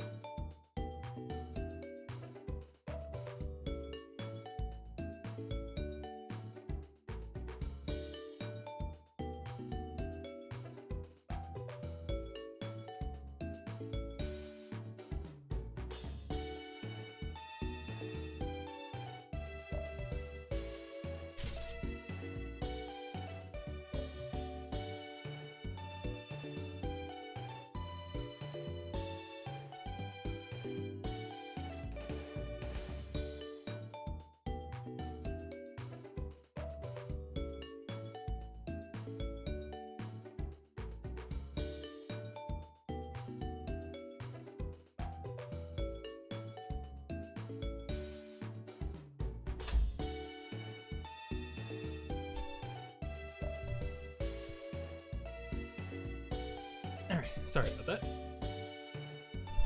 Never really got any good items from her as a kid, though. I think the item order that you get from your mom is set, because I'll admit, I tried to cheese it earlier today so I could get some, like, chopple berries, and every single time I reset in front of the delivery guy, I kept getting the same 2 berries over and over. It was the Rindo into the... Ah, shoot, what was the other one?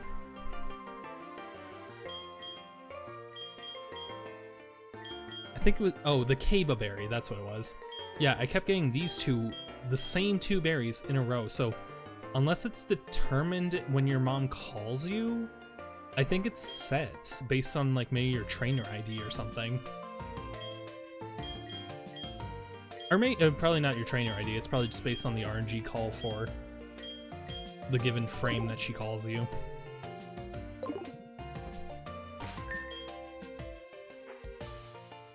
It is set. Interesting. Maximum amount of money you can get in HeartGold and Soul Silver. They mentioned the set order of what your mom gives. Interesting. I actually didn't know that. Shit, I guess learned something new today. Okay, so it actually... Oh, okay, I was worried it was getting pretty late. We've only been streaming for about an hour and a half. I looked at my clock on the oven, and it said it was like 8:47. I'm like, Jesus Christ! I know I've been having some fun today, but the time just flew by. Let's see. They've done videos on Gens 1 through 4 so far. What was the name of the guy again? Oh, okay, you didn't say it. If you could, like, show me the channel. I've been looking for, like, more Pokemon YouTubers that's just kind of go into the niche mechanics. I've been getting a little bit... I've really been wanting to watch, like, more trivia videos on Pokemon, so that way I have more stuff to talk about during, like, the marathon here.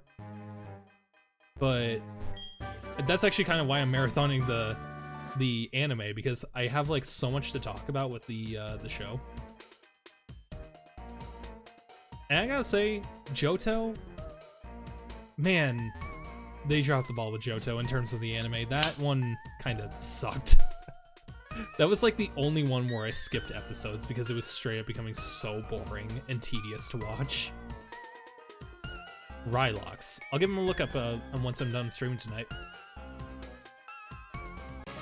Oh, I should have swapped out Cringe.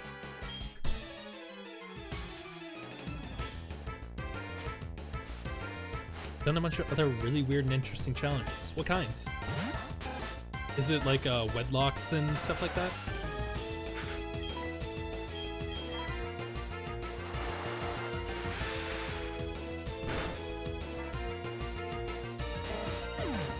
Oh, I just realized Cringe actually held his own in battle.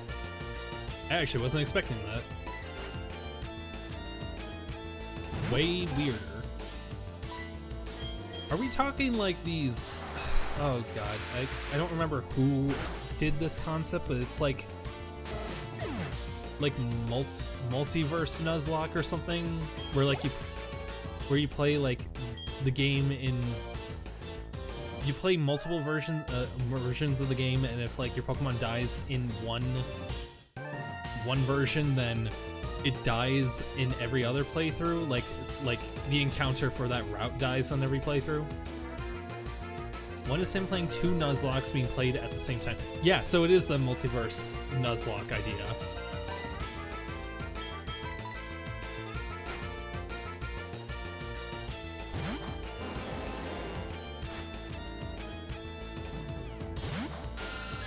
Don't think so? Oh, interesting.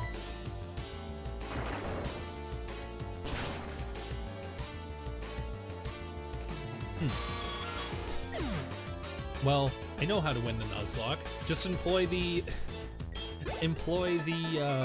how to win 4 billion versions of Platinum all at once. It's more just he has control over 2 Nuzlocks with the same exact inputs. Oh, so it is actually kind of like the beating 4 billion versions of Platinum, except not really.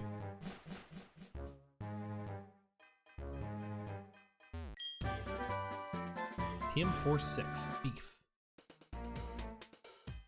That'll actually be pretty nice because while grinding, I encountered a bunch of Raticate that were holding Chilean berries. So that would have been actually pretty helpful. Yeah, it's like that video, except for Fire Red and Leaf Green. Oh, interesting, okay. I assume the only difference is he's not blind and deaf. Okay, so...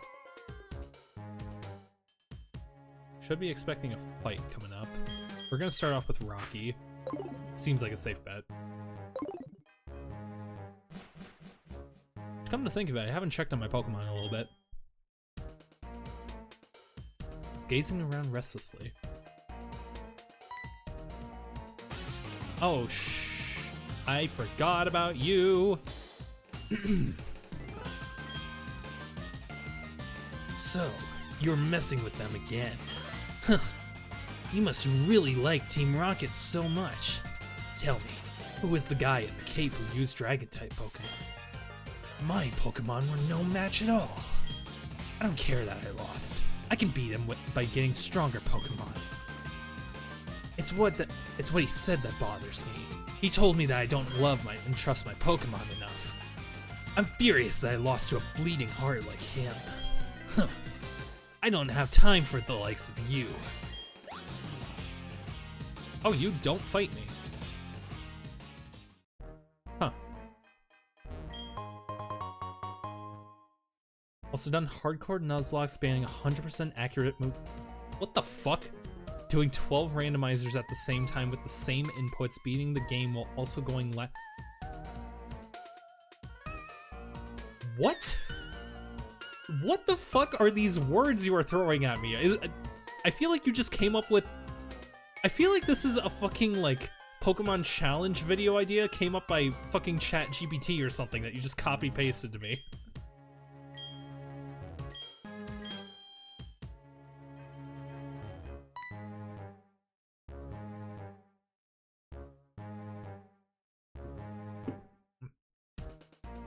Okay, how do I do, like...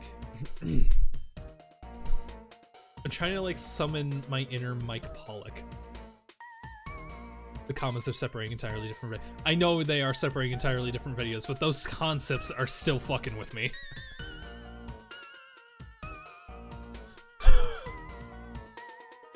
Oh, we've been waiting for you. So, you are Kyle. Me? You don't know who I am? It is me, Dr. Robotnik, the majestic Giovanni himself. Huh? Huh?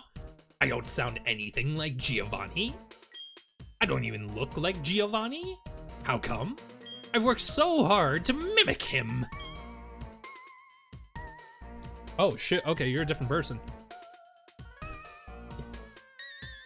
I am Team Rocket Executive. You must be trying to sneak into the radio transmitter room. Well, that's not going to happen. That room is protected with a special password. The password is Hail Giovanni. Surprised to hear it from me? Knowing the password won't help you though. The door won't open unless I say the password. It only reacts to my voice. I don't know, I think I can imitate that one pretty well. He's also done one where whenever he beats a team that now becomes his team. That must be tedious for team building. Does he just have to grind with does he have to grind on wild Pokemon for like hours? Excuse me. For like hours so that way he can do the next gym? Well, I guess maybe for the gyms it's not so bad in some instances. Like if it's a ghost type gym, it's basically a free fight. Shoot, it was a coughing, so send out star. No grinding? Jesus Christ, how do people do Pokemon without grinding?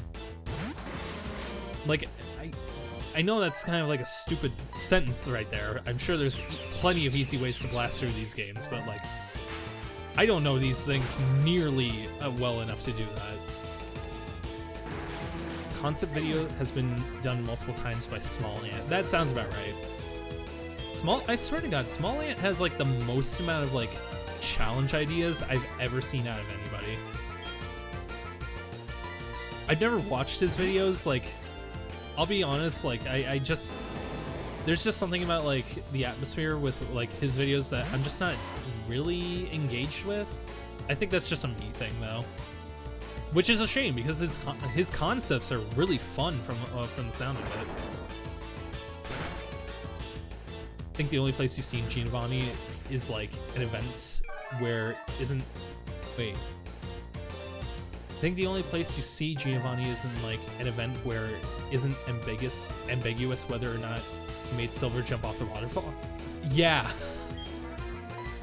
I think you may have worded that a little bit strangely, but yeah, I know what you're talking about. Which, actually, where? All right, this is gonna be a proper friendship check. Emily, if you are watching the stream right now, you will bring me my Animal Crossing case that has the DS games in it. If she doesn't bring it to me, we're done. I'm breaking up tonight.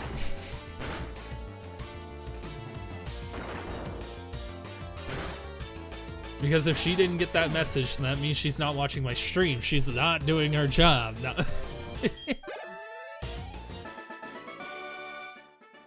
I couldn't do a thing, Giovanni. I'm sorry. Since disbanding Team Rocket 3 years ago, our Giovanni's been missing. But we're certain he's been waiting for the right time for our revival. Ha ha ha! Losing to you won't change the fact that you are unable to get in the radio transmitter room. You need my voice to unlock it. Where is it? Let's. Oh, actually, you know what? Come to think of it, it may actually be in here.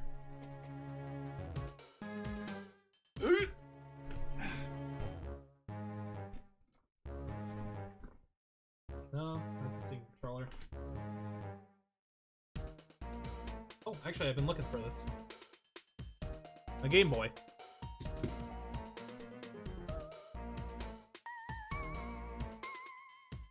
Bunch of my games, but I don't know if this is what I'm looking for.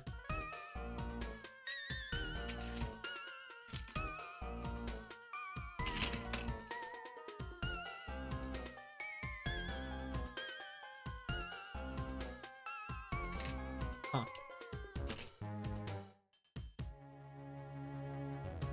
Yeah, no, what I'm looking for is definitely with all the DS games in my little Animal Crossing pouch. I'm wondering if it's like... I swear it's gotta be in here. Okay, if it's not in this backpack, it's probably in the coffee table, in like the little shelf where I keep all my stuff.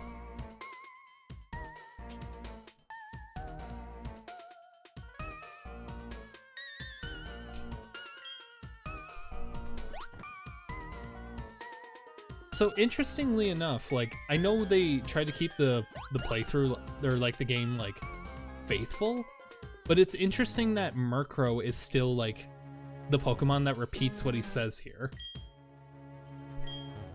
You would think that, given the fact that chatter exists now, you would think that they would have replaced it, but honestly, that's like just a cute detail that they decided to just keep it be Murkrow.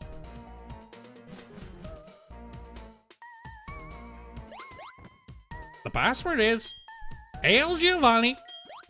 Squawk!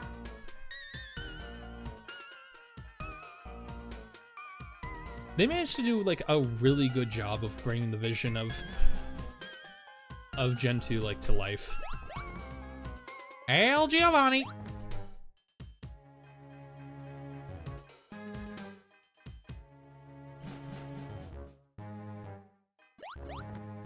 The password is Hail Giovanni.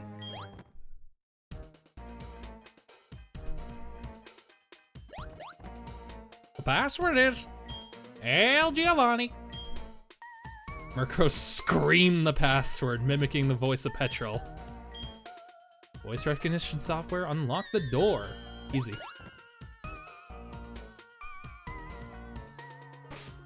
Okay, how healed up is Rocky? He's fine. Is he gonna be fine? This has gotta be like the worst part for the Nuzlocke, right? Hold it right there. Oh shit. We can't let a brat like you do as you please forever. It'll hurt Team Rocket's pride over and over again, making it lessen, you see. So, it's time for to finish you. However strong you may be, if the two of us fight you at the same time, you'll have no chance of winning. Don't you agree? Sorry, baby. Now get ready to be thrashed! Yes, the answer is yes. Hold it! Oh, wait. A 2-on-1 battle? That's so unfair!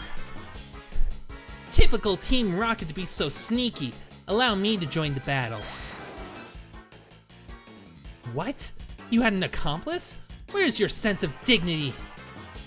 An interim boss in place of Giovanni. As interim boss in place of Giovanni, I'll show you how wrong it is to meddle with Team Rocket.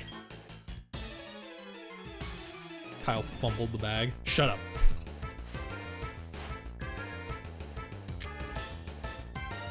We don't talk about my fumbles in chat. Mods, ban that guy. Ban for like 500 years. And then like probably like cut it down like 400 years, 499 years, like 364 days, 23 hours. Yeah, that's about right. Ban for 1 hour.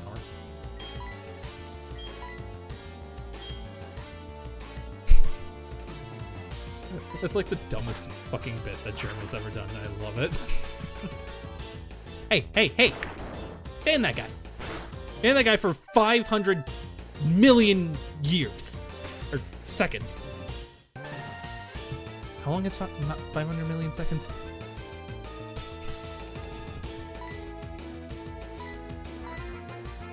I was watching like a compilation video, Germa like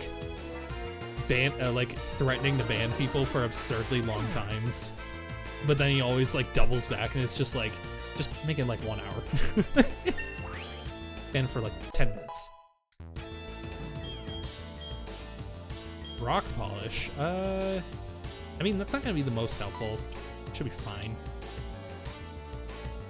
Increased speed is okay, but realistically, I think just given the levels and just given the like kind of Pokemon that are being used in this game, I think we're gonna outspeed most of them for the most part. You know, Rin Penrose once told mods to ban a friend for 30 seconds and they did? Nice. Oh, you mean like when Nom tells me to ban you? Sorry, I had to get that one out. I was watching RT playing the Balatro mod that his viewers made. Where it's like a reskin with a bunch of like references to his streams. I think it was Rin Penrose that was there. And they were just like telling RT like to fuck off the entire time because he got an insane like Steel King a Steel King Baron run on his first try. I have no idea, like, I want to know what that man's strategy is because, like, he gets insanely good Balatro runs. You can't find... Damn, right? Why are you not able to find it? I swear it was in either my backpack or that little thing. Ready to move again? Thanks. Thank you anyway, Em. I appreciate you looking. It's no big deal. I just wanted to show off the cool little event cartridge that I bought back in the day that is found on the street a few years ago. It's shocker of all shockers. It's the Celebi one. Because there's like no newbies here and y'all know the events already, I'm really cool with sharing it. But yeah, I have that sitting in the back lines, ready to show off once this playthrough is over, because that was my very first Pokemon event, and god damn it, man, that was like the best. That was the best first one to have ever encountered, because there literally, I don't think there was ever a better event before or after,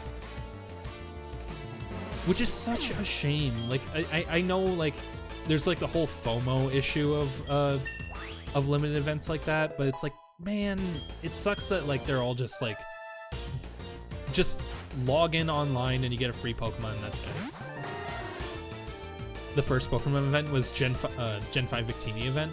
Yeah, I tried doing that back in the day, but I literally couldn't figure out how, because I was just an idiot kid. I didn't know how to like connect my DS to the internet properly. And also, I think all of my like all of the routers I tried using like were using WPA2, which is an encryption which is like a encryption format that the DS didn't support at the time. So I think I literally was just like blocked off from the events because I just had like, my router was too good at being secure. Your first event was Keldeo and Black and White 2. That was a really good event. Black and White 2, Black and White 1 and 2 actually probably did have the best events in the series. I still love the Celebi event because it was my first, so I think that it's just gonna be impossible for it to replace my mind, but I think I can set it aside for Keldeo. Keldeo was an awesome event. Don't think you've ever done the Keldeo event? It was kind of tucked away in a weird spot. You had to bring Keldeo to a big rock in like one of the very first few towns. It was kind of weird. That's fine. The broadcast experiment was a total success. It doesn't matter what happens to this hideout now. We have much bigger plans. You'll come to appreciate Team Rocket's true power soon enough. Enjoy yourselves while you can. You got to Black and White 2 way after the DS servers went down? Aww. That seriously sucks. Yeah, and honestly, I'm sad at how much I missed out on the Dream World. Like the Flash website of the Dream World specifically, I feel like I would have been obsessed with that as a kid. I was obsessed with like most online Flash games. Sorry, Kyle. I saw how well you were doing it, so I just hung back. Now all there's left to do is turn off the odd radio signal. Trying to do the chip voice is kind of tough. Never saw anything of the dream world. Me neither. I didn't even know about berry farming until like... Ah, shit, when was that? See, my only knowledge of berries up until like fucking 2015 was apricorns. Because Black and White, like all of Gen 5 didn't have berry farming because it was all online. And the only Gen 4 experience I had for the longest time was HeartGold and Soul Silver. So my only experience with berries was the apricorns. And then in Sapphire, I did remember that berries existed, but I never interacted with them because my cartridge's batteries were always dead. So I just kind of figured they were just like one-time pickup items. We have no choice. We have to make all the electrode faint. That should stop this machine from transmitting that strange signal. It's no fault of the electrode, so it makes me feel sad. Let's split the job. Wow, real hero, dude. Way to split the burden. Okay, what happens if I try to leave? What? Oh, it has a weird humming sound when you get closer. Does this affect the radio? No, it doesn't. Damn, that sucks. Okay. How much HP does Rocky have? Not a lot, actually. We should probably heal him up.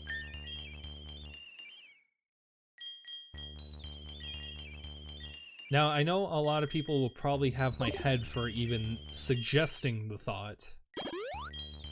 But since the Giga Leak, or the Terra Leak happened, will we expect the Dream World to come back anytime soon? You don't know if these electrodes have self-destruct? They probably don't. And actually, you know what? These are new encounters, technically. So, these are fair game. Which will be really nice, because I don't have an electric type. So hopefully Rocky doesn't just kill this thing. Does it only have electric type moves? Electro is a fantastic encounter. That's what I love to hear.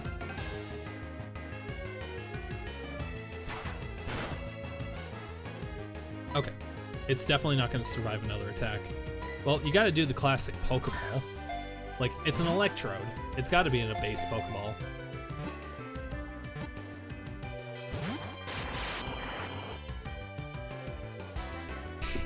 Damn, way to fucking roast my boy Rocky like that, Phoenix.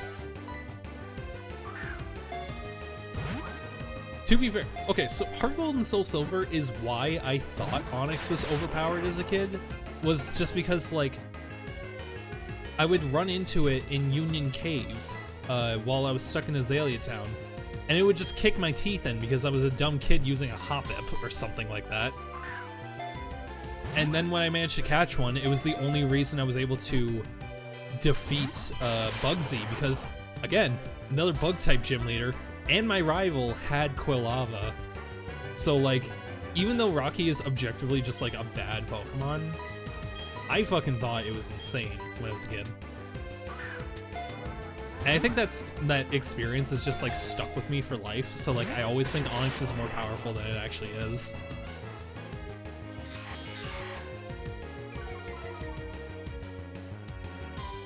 I'm almost tempted to throw on a Sandstorm to try to lower its HP a little bit more, but I'm kind of worried it might kill.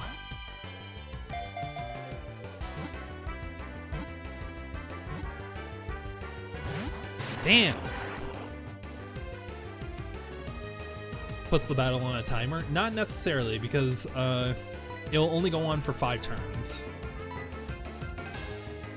So if it, like, doesn't kill Electrode before the 5th turn, then it's safe-ish? I'm thinking just Dive Ball. I try to keep at least like one of each Pokeball so I don't have to reorganize them. it's 5/16 damage? Oh, in terms of ratio of health. That's actually a lot of damage. Interesting. Well, what if I just make you my bestie? I really like the friend ball design. It kind of reminds me of the green Pokeball that's in the first episode of the anime that Ash sees on the TV. Like, the closest thing there is to that in Gen 1 is the Safari Ball, which looks significantly less cool, in my opinion. I'm not a big fan of the camo design of the Safari Ball. But hey, at least it's not the fucking Sport Ball that just has an S on it and nothing else. Dude, are you kidding me? Sandstorm does 1/16 a turn. That's fair. That actually makes a lot of sense. Because Rain is like very helpful for pretty much almost any team. It's good for Thunder. It's good for Surf users. It's good for Hydro Pump and stuff like that. Like, it's significantly more useful than like. Well, actually, Sunny Day is pretty good. Now that I think about it more, Sunny Day is very helpful for both Solar Beam and Fire Blast. So. I guess it's not very, like, one... I guess Sunny Day isn't as one note as I thought. But Sandstorm is pretty one note. It is 1/16. Interesting. So that would be 5/16. I actually just tried to fucking visualize and divide the HP bar into 16ths, and I'm like, wait, I can do it in 8ths, but, like, how do I go any further than that? That's hard.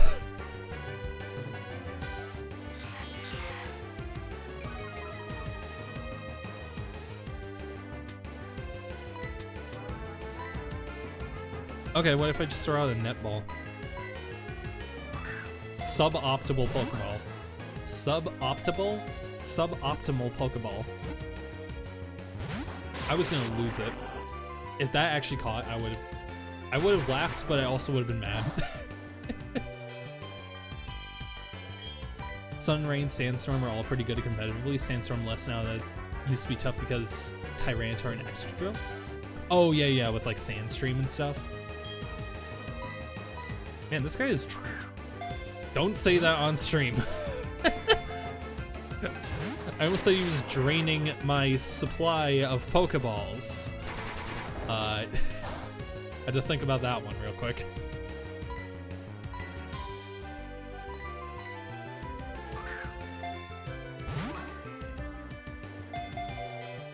One. Oh my god. You are a little freaking bag of balls. I hate you. If I catch you, you're gonna be named Ball Muncher. I swear to God. Watch it catch now that I say you're gonna be named Ball Muncher.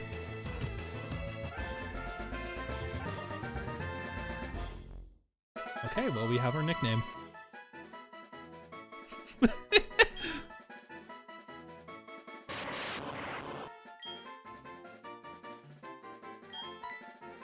Ball Eater.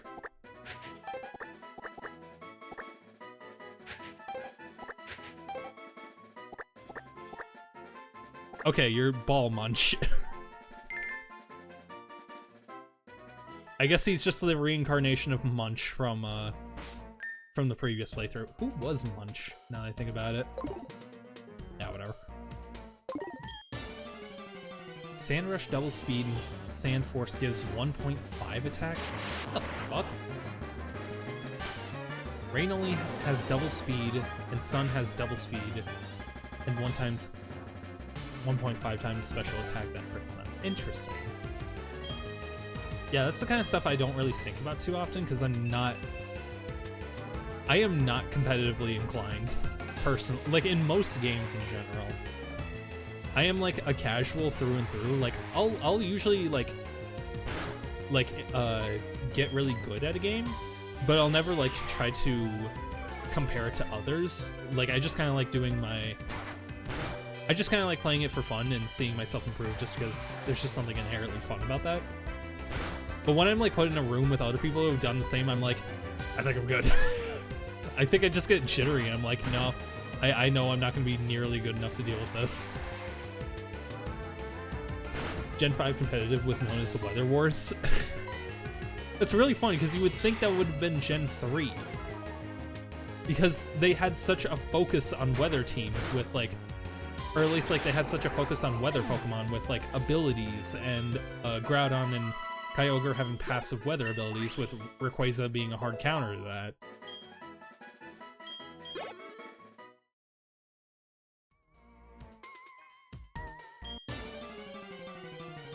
Tyranitar was huge in Gen 3, but not really weather. Interesting. I mean, that makes sense. The fight against the Tyranitar in Coliseum is fucking hard, dude. There's a reason the Coliseum playthrough was not a Nuzlocke. Like, I will never do a Nuzlocke of Coliseum unless, like, I'm doing the speedrun strats where I'm using X attacks with Quilava. The skill cap in Pokemon is crazy high. Seriously. Like, I'm gonna be real, I feel like I struggle enough to just keep track of the type effectiveness chart. Like, trying to keep track of, like, some of the more ridiculous combinations, like how much damage is affected by weather. It's, like, that's, like, a whole other, like, can of worms that's impossible for me to do.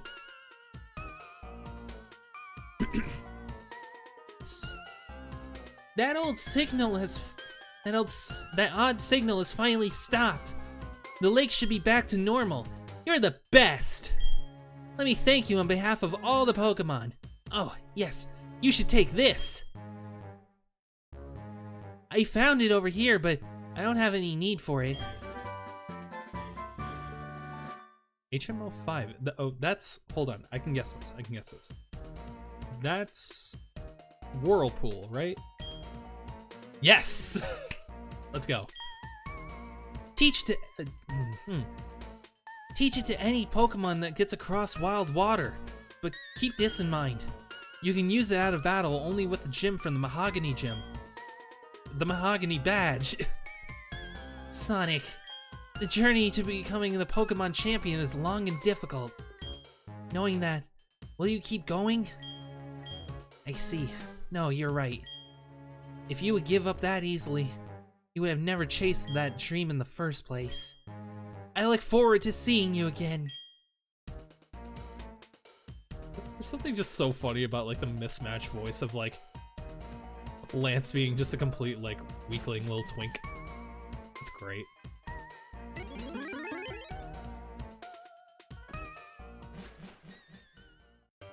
Yeah, I think the only advanced strat I really know is, like, the whole Endeavor strat, which I've actually started incorporating into casual playthroughs and Nuzlocks, and honestly, pretty fun.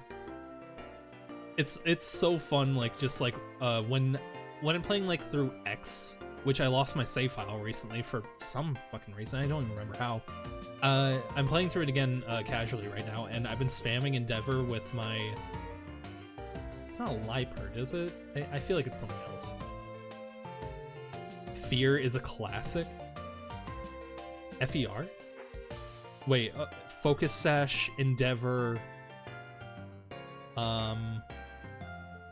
Oh shoot, what is AR then? Agility? No, that doesn't make sense. I mean, I guess whatever it stands for, it probably makes more sense than FEQ. Oh, Rattata. What would A be? It's not like... No, it's not Trick Room. I mean, okay, I guess that acronym probably... Whatever it is, it probably makes more sense than, you know, FEQR, which would be... Oh, it's attack as in quick attack. Yeah, that rolls off... Fear rolls off the tongue more. It's really funny having a strat for a Rattata called Fear. And it rolls off the tongue better than Fecker? Feckwer? Good evening, it's me, Arnie. Are you awake? I'm always with my Venonat. It's so cute, I just love it. I was wondering, do you happen to have a Drowsy? Can't seem to catch one. What is it weak to? I wonder. Let's talk again. Whatever you say, Arnie. Okay. Which route am I actually nearby? Because I know there's... Okay, 42. Isn't there a chance to encounter... No, okay. I'm thinking of a different route, because there's a chance to encounter a Growlithe on one of the routes that we're getting up to. And I don't remember if it's before Jasmine. I'm really hoping it's before Jasmine.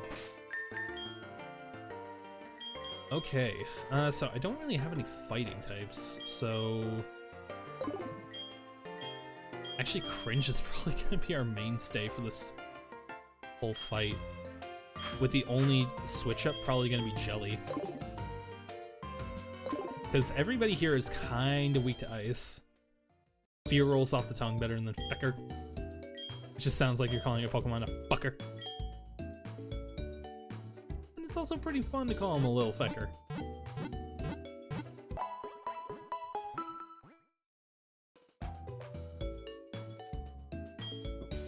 Tentacruel is so good? Is it? I've always hated, and I'm not gonna lie, I've never liked Tentacruel on most of my casual playthroughs of Pokemon, at least. I mean, it would make sense if it is good for, like, Nuzlocke. Use one in your Emerald run on an emulator, and it was so good.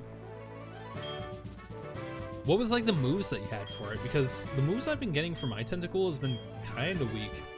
Tentacle's fast and strong, especially. It does have really good special attack, I'll give you that.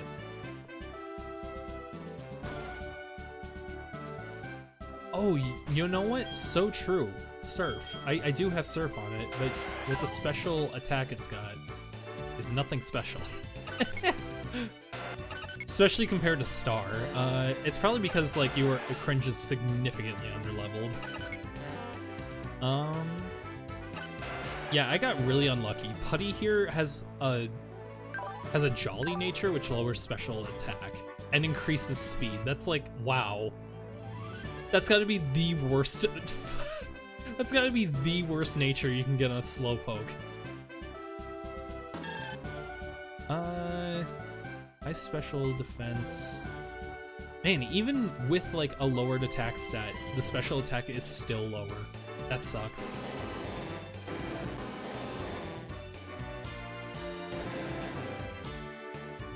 And a neutral nature on you. 52.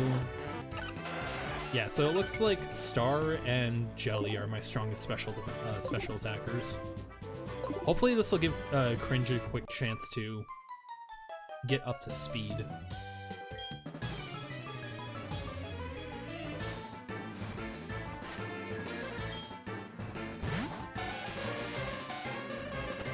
Oh, but against a pure ice type like a Jinx, that's not gonna be good. Tentacruel has Surf, Ice Beam, Supersonic, and Waterfall.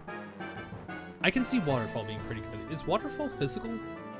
Oh, wait, no. If you were using in Gen 3, then it was not physical.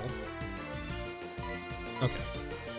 I'm gonna need to swap out for Jelly? It's just backup Surf and Emerald. Gotcha. Oh, you got a Modest one too? That's lucky. I forget, Modest is... Oh yeah, Modest is plus special attack minus physical attack, right? Because if that's the case, that's fucking insane.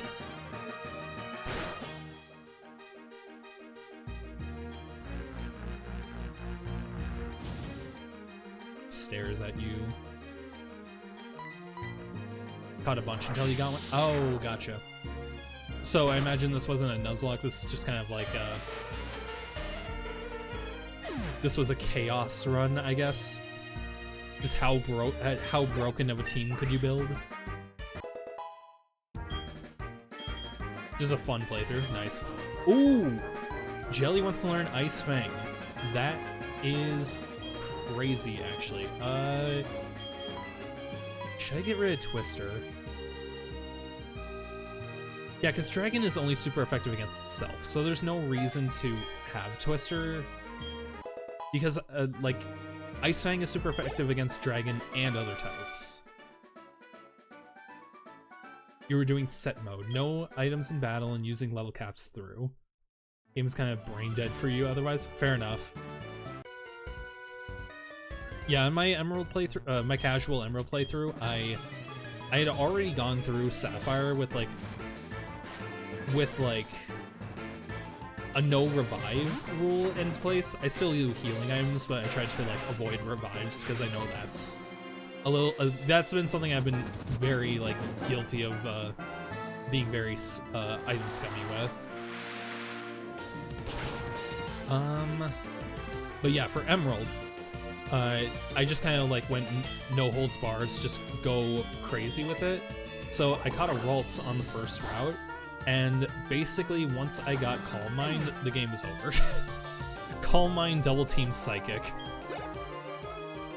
And I think I had a good nature too. I actually can't remember off the top of my head. I might have it actually right here on the GBA next to me.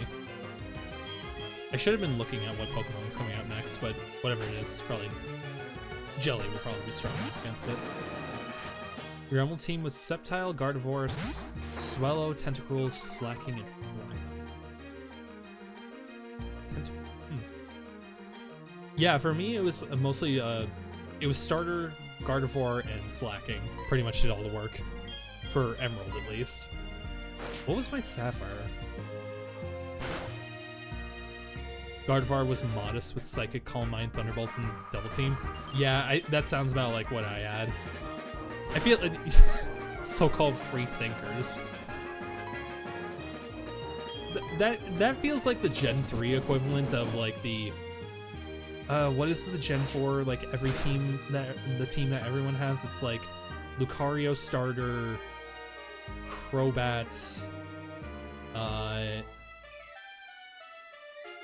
oh shoot, what else is that? The dinosaur Pokemon or the fossil Pokemon and Luxray, that's what it was.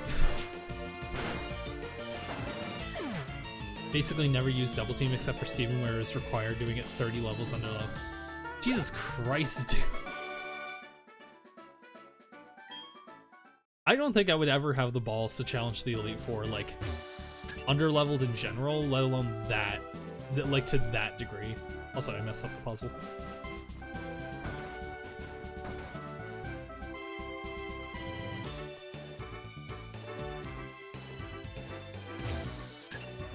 There we go. Yeah, my playthrough for Crystal, I remember I was able to abuse this gym just by like spamming Surf with... Oh shoot, who did I have as my water type in Gen 2? Yeah, whatever. Post-game fight with Steven, not Elite Four in gym. Gotcha. Are you kidding me, dude? The post-game fight with Steven. What the fuck? Plus 6 evasion and both specials, then swept. Jesus Christ, dude. And that was he starts with a Pokemon that uses Toxic. Oh, that's great. That's a hell of a way to start the battle. And you still came out on top. That's insane. Many resets. That, yeah. I think I would have just like caved and gone for the... I would have just gone for the grind. I am not as strong as you. Jesus Christ.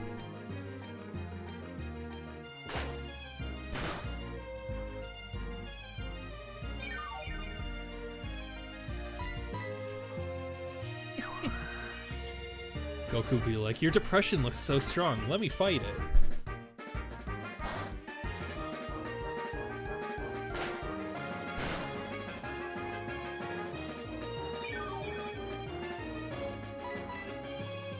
Damn it, I was worried he was gonna use that.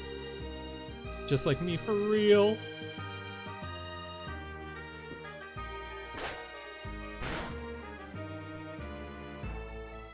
I just gotta say, Rest on Suicune, Rest plus Surf plus Calm Mind on Suicune in Gen 4 or Gen 3. That made the battle tower so easy. I need to actually start setting up a team for the battle pyramid and the other facilities. Let's fucking go. That's nice. Because so far the only ones that I've done is the Battle Factory. I think that's the one where you rent Pokemon, and the Battle Tower, because the Battle Tower was the only one that gave ribbons. Dugong. But we need to send in Cringe real quick. And I really want to get the other Battle Seals. It just looks like a lot of fun, and it's something I've always been too intimidated to actually take on. That could be a fun stream, like doing team building and then actually taking on the Battle Frontier. They're good, but not as good as the hyped up impression you got of them from many fans. Oh, like Flygon? Yeah. I feel like people hype up Flygon a lot, and I don't get it either, mostly just because, like, it's another dragon flying type, and it's like being quad weak to ice, which is not as big of an issue in Hoenn, but it still is kind of like, it's still a glaring flaw with, like, any dragon type. Or, like, not any dragon. Dragon ground. Well, either way, it's still quad weak to ice, and it's weak to, well, okay, it's not weak to water, because it has dragon in there. It's not bad, by any means. I just don't, like, I guess I just would need to see, like, how most people are using Flygon, because it's never clicked with me how it's supposed to be, like, a strong competitive Pokemon. It's not bad, just not super impressive. That's kind of what I was thinking. That sounds in line with the impression I've had.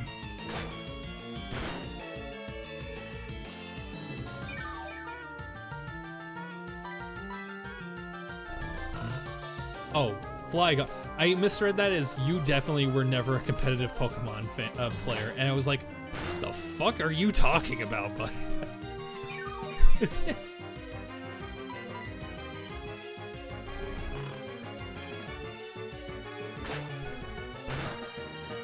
If I try to disable rest right now, would it work?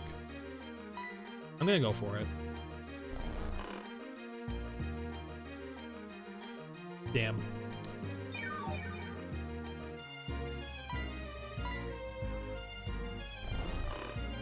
Okay, maybe I should have gone for it. It's 100 attack and speed, then 80 in everything else. Actually, that's not too bad. Trapinch's first form also has 100 attack. I guess that would explain why those little fuckers did so much damage to me when I was going through the desert. Which, I gotta say, that desert was not nearly as important as I remember it being as a kid.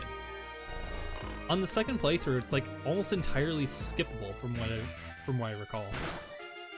It makes for a good shortcut, but aside from that, it's like, it's an entirely, like, optional area. Its attack goes down to 70 as by problem when it falls? That sucks! Desert has fun fossil stuff, but yeah. Well, and it also has Regirock, so, you know, automatically we have to give it points for that. Dude!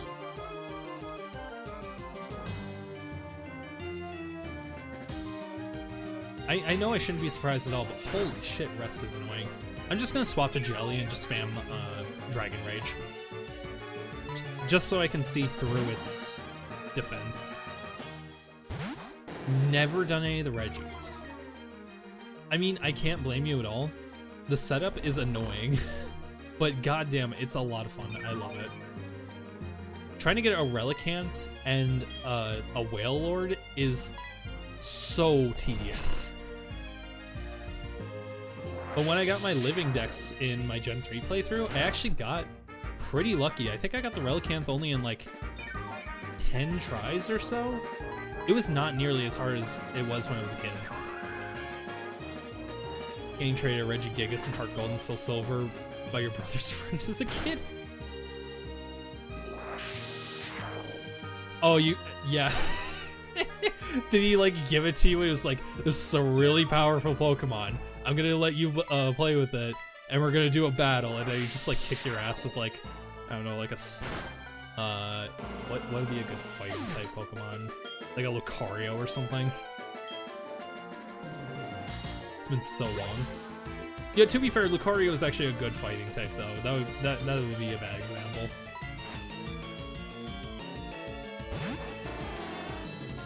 Kills you with a Riolu.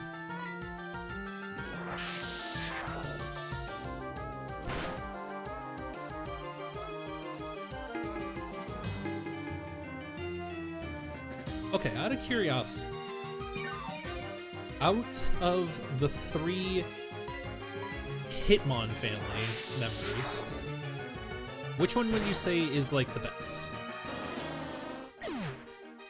Oh, you have it saved as Battle Replay? Oh, you should share at some point. That'd be fun. Actually, if you know how to rip your save file, like if you can mod your 3DS and send me your save file, I'd love to just like play it on stream.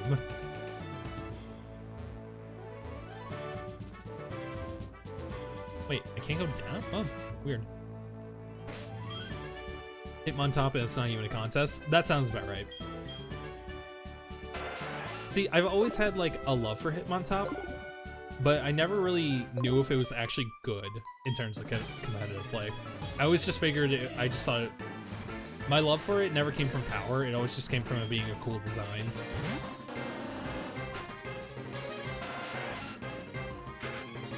Just knowing Rapid Spin may be better than the other two. Really? Is Rapid Spin that good? Like, I know Rapid Spin is like pretty good on Hitmontop, but I figured like Thunder Punch and like Fire Punch on Hitmonchan would make it like pretty viable.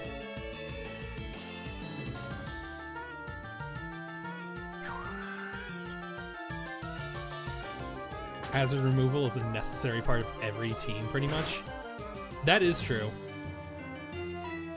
There is definitely no arguing that one.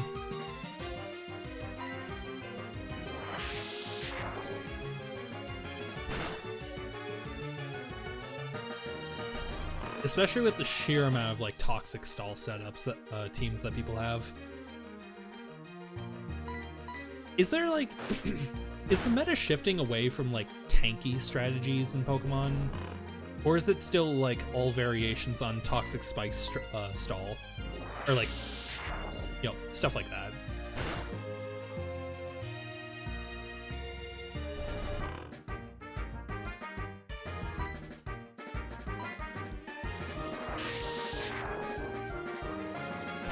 Because like it does seem kind of fun as like a gimmick, but it feels like it's kind of stale. Stall was never really like meta except for Gen 2. That makes sense.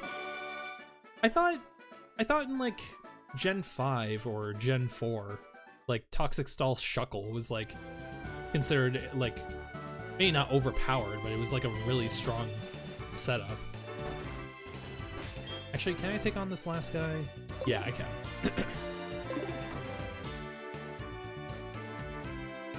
I guess I must have just heard people like hyping it up without like any validity behind what they were saying. All the hyper offensive broken as shit Pokemon they've added in Gen 9 made super offensive even better.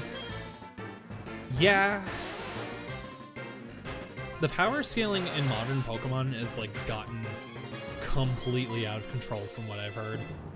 I don't know too much of it myself, so I probably shouldn't be speaking on it, but it's like, it sounds a little bit like, on paper, it sounds like it's really fun for like fast battles, but I'm sure it's also really annoying for people who kind of want a little bit more variety.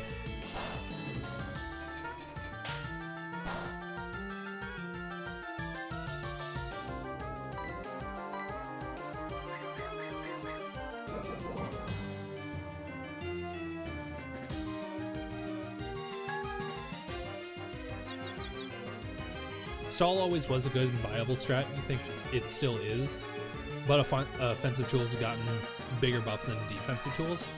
That would make a lot of sense.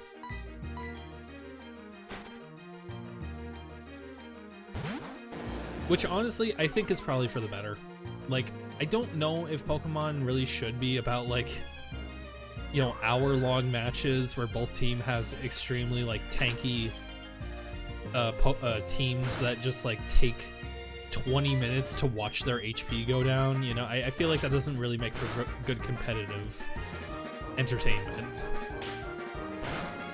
Those kinds of hyperstalls are super rare, which is why like they're still like special when they come up, because they just come up so few nowadays, or like in general, I guess. I guess I must be like in a bubble or something where like I'm constantly hearing like toxic stall come up a lot. So I guess that really must just be like, it says a lot about like how little I actually know about the competitive scene. Paradox Pokemon are just so broken with how min-max they are. Yeah, I feel like Paradox Pokemon, I'm not gonna lie, felt like an admission of defeat. Like, not in terms of the Pokemon's design, but like competitively too. I feel like they just kind of gave up and were like, whatever, we're just gonna like make these ones strong. They're gonna look cool as shit. And like, we don't care like if it's how it's gonna affect the rest of the game or something. Gets brought up more than it used to. It gets brought up more than it's used just because of how awful it is to play against. Yeah, because I imagine a lot of people, it's just annoying to deal with. It's kind of like, oh, what's a good example even? Like, I'm thinking something in TF2. Like, I guess like, I don't know, the Diamondback or something. Like the spy's like weapon that gives them crits for basically just spawning uncontested teleporters at spawn. Gen 9 just broke the power ceiling. I'm wondering if it's like they have like a new generation of developers on staff and like they fell into the trap of, we want to make cool Pokemon, but they didn't really have like, they didn't have like meetings about like how important it was to be sure that the older Pokemon were still respected competitively. I feel like that's a pretty likely reason for why the competitive scene is turned the way it has. Power creep has been getting bad since Gen 6 or S specifically. I mean, that makes a lot of sense. The introduction of Megas alone would completely fuck up like any power scaling they would already have. And on top of that, they cannot decide on what the gimmick is that they want. Like, they have Terra types, they have the Z moves, and Gigantamaxing, like, oh my god. Gigantamaxing is the worst of it all. It's literally Mega Evolution if it was just boring. That's my hot take on Gigamaxing, and it's like, it's not even a hot take, I feel like that's just pretty cool, like a lukewarm take. Or as did Primordial Kyogre and Groudon, which are still top tier and broken. That makes sense.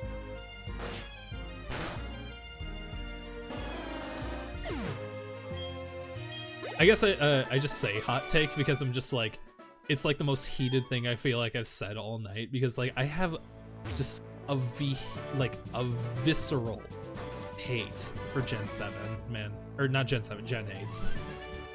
Like, I can't even get the number right because it's so fucking, like, not in my head.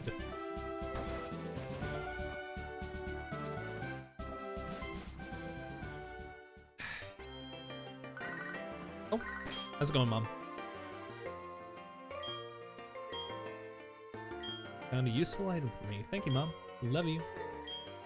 In VGC, making sure your Primordial Kyogre or Groudon came out second to get your weather out was a huge part of the metagame. That would make sense. That sounds about right, just because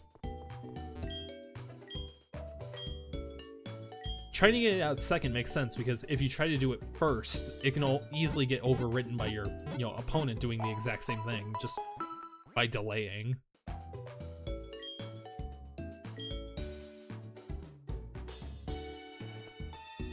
Especially if like you're going Primal Kyogre, like, okay, how good is Primal Groudon compared to Kyogre? Like, do they balance it in any way where, like, Groudon stands a chance? Because, like, I know Groudon does stand a chance competitively against Kyogre, but it kind of feels like an unfair match.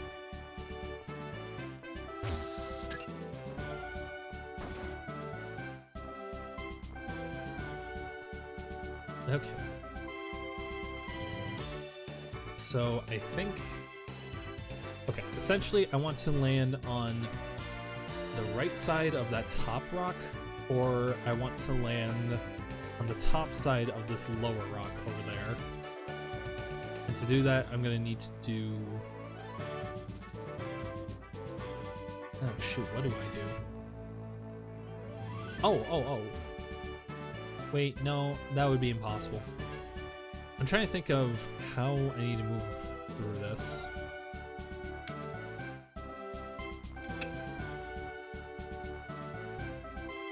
Primal Groudon was way better than Kyogre, which is funny because Groudon's weather made water moves not work, which invalidates Kyogre. Oh, I forgot about that actually. Yeah, okay, so they did make Groudon actually like pretty viable against Kyogre. Kyogre makes fire moves not work, which Groudon doesn't care that much about. Primal Groudon is ground fire and uses fire moves, but it can use super powerful signature ground move and kill anyways. Interesting. Okay, so that's like at least like they made the matchup against those two like, you know, like still a nail biter regardless. From the way you word it, it almost sounds like Groudon was just better than Kyogre, or at least like Primal Groudon Kyogre.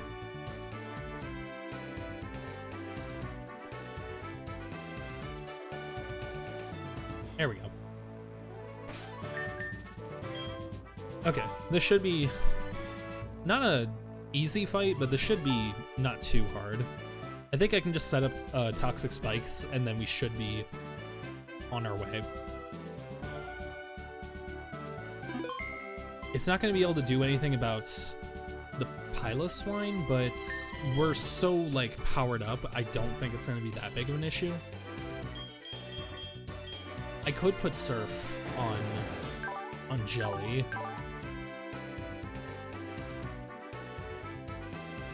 But then again, Dragon Rage will probably just like destroy most of the team. Pokemon have experiences. Pokemon have experiences in their lives, just like we do. I, too, have seen and suffered much of my life. Since I am your elder, let me show you what I mean. I have completely lost my voice, by the way. I have been training Pokemon since before you were born. I do not lose easily.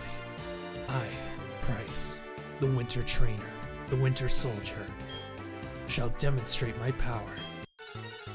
Isn't Price like super low level? Yeah, so I'm actually fighting him, doing the gyms out of order because he's lower level than Candace, or he's lower level than Jasmine. Which, like, okay.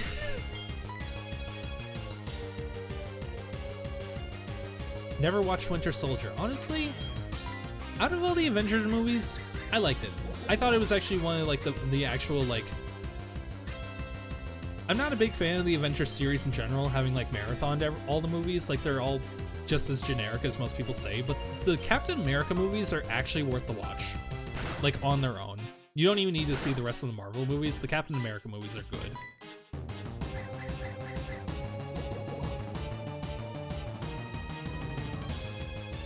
Icy Wind.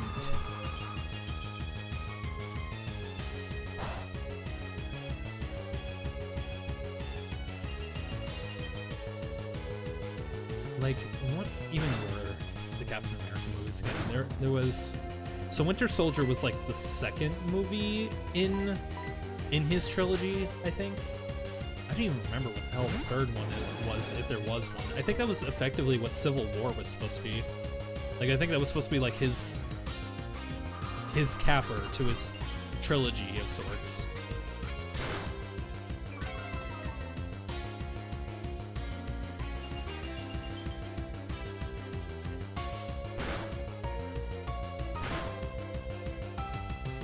You agree the Captain America movies were pretty solid? Also like Guardians? Guardians was alright. I would need to watch it again to like reaffirm my opinion, but I think Guardians of the Galaxy 2 just kind of left like a bad taste in my mouth that in fact like kind of perforated my opinion of the first movie. because I do remember liking the first movie, but also it kind of sets up almost all the problems I have with modern Marvel and just modern movies in general. Because like it kind of sets up all the Marvel tropes that have kind of like permeated the entire movie industry. I don't know. I would need to watch it again so I could actually point out exactly what I'm talking about, because for all I know, maybe my opinion's changed. Like, maybe I'm just full of shit. You watched Age of Ultron in theaters? Oh, sorry to hear that. Feeling about it and pirating Doctor Strange and watching it a second time, just loving it. Okay, see, the thing is, like, people are obsessed with Doctor Strange, right? I think there's, like, individual good moments and good lines. I think the setup is good. But the movie itself, I did not care for. Like, I think that might actually be a hot take. I did not care for the Doctor Strange movie that much, but I did like individual moments of it.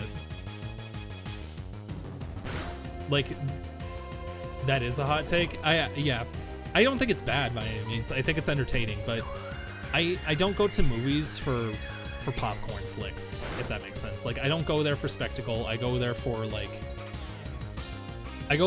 storytelling and stuff. And I feel like, although it had a really interesting premise, I just don't feel like it really did a lot with it. Looking back on it critically, you still like it? Who knows? Maybe if I go back and watch it again, maybe my opinion will change. Like, it's literally been since 2018 since I've seen all those movies, because I watched them like literally back to back to back to be ready for Endgame, because I was gonna watch it with friends and I had no context of the Marvel movies except for Deadpool, which technically wasn't even part of the canon, I guess. Spider-Man movies are peak by far your favorites. Tom Holland, your beloved. I mean, yeah, I hear that a lot, and they're okay. I don't think they're bad. Like, I'm definitely part of the bandwagon of, like, Tobey Maguire, like, the Sam Raimi movies are better. But also, I haven't seen them anytime soon, so, like, maybe that's another, like, opinion that's changed with time that I'm just not aware of. From a burn... shit. I actually might have to use the Lumberry here. Nah, I'll go with Full Gale. Deadpool is fun too. Yeah, I just remember watching that in theaters with my mom, my stepdad, and my two stepsisters. Not Tori and Alex, the Ron's daughters. And like, I just remember all of us like losing it laughing at the Adventure Time watch. That was like tongue in cheek in like the best way. It was a good kind of breakup for like, it was a good movie for like when it came out. It still kind of falls in some of the Marvel traps that I'm not a big fan of, but that doesn't take away the entertainment value that it had when it was new. Because when it came out, it was fresh. Like, very few movies were doing what it was doing at the time.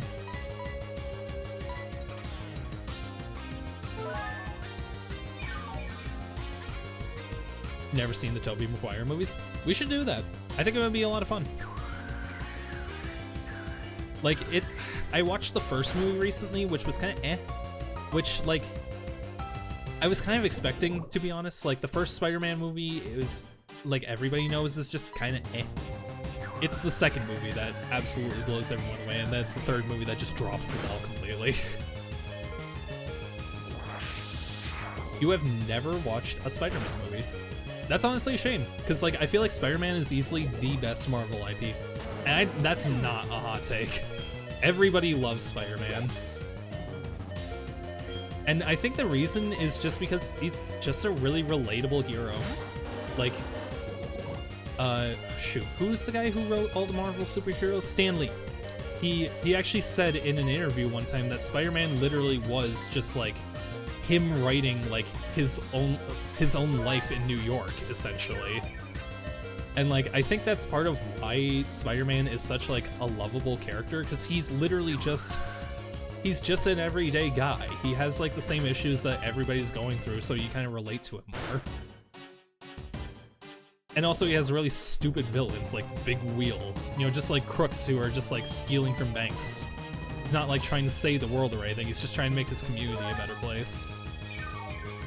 You haven't watched many movies, to be honest. I would love to make some suggestions. Because, like, oh man, have you ever watched The Truman Show? I watched that with Emily recently, and god damn it, that is like probably my favorite, if not my second favorite movie, right behind Groundhog Day. You have not. I would love to rewatch that movie. It's like, people say that The Mask is Jim Carrey's like best vehicle, but honest to God, like, actually no, Truman Show isn't the best Jim Carrey vehicle. I would say Bruce Almighty is, but like, Groundhog Day is so good. Thank you. I love you for that. Groundhog Day is easily like my favorite movie of all time. It's such a basic premise, but like I feel like they did it perfectly.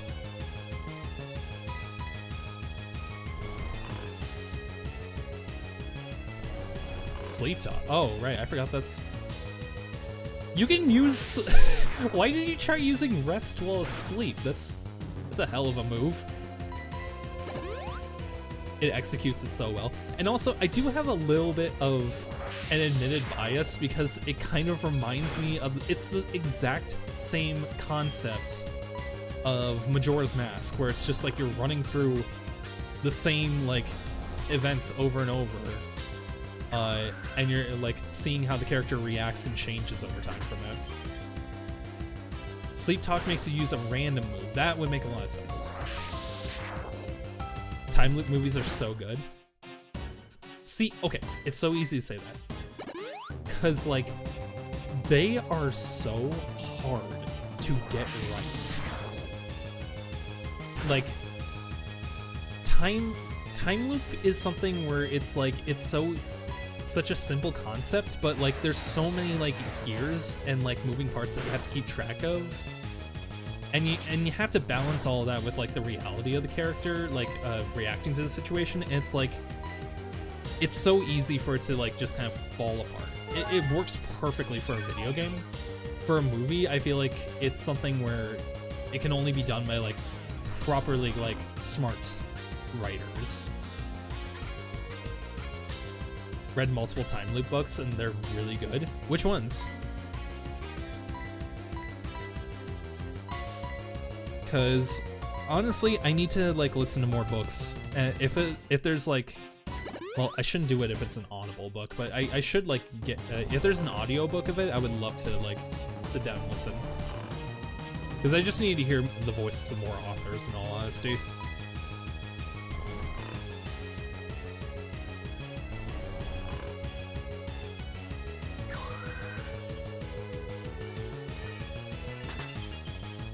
But yeah, if we want to make like movie nights like a thing again, I would love to invite you guys to sit down and like just watch a few of like the movies that are kind of my type.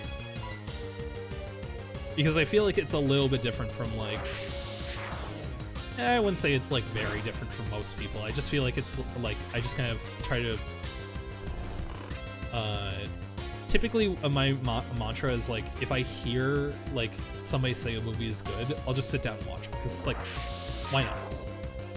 My backlog is through the roof. I have like 20 movies right now that I'm looking to watch because like I just keep getting suggestions from people, and I'm still looking to have it grow. So like, if you have suggestions, just tell me. Like right now I'm marathoning through Pokemon, and the plan is right after that I'm probably going to move to BoJack Horseman, because a friend of mine has been telling me to watch that for years. And then after that I'm probably going to be getting back to most of the movies that I've been sitting on. Just recently, actually, Emily wanted me to sit down and watch Star Wars trilogy with her, because she had never seen them before, and apparently she really liked Empire. Which is a correct opinion, by the way. We still haven't watched the prequels, and I dread the day if we end up doing that. Seems as though my luck has run out. Yeah, that's what happens when you item spam. It's so easy. I am impressed by your prowess. With your strong will, I know you will overcome in all life's obstacles. You are worthy of this badge.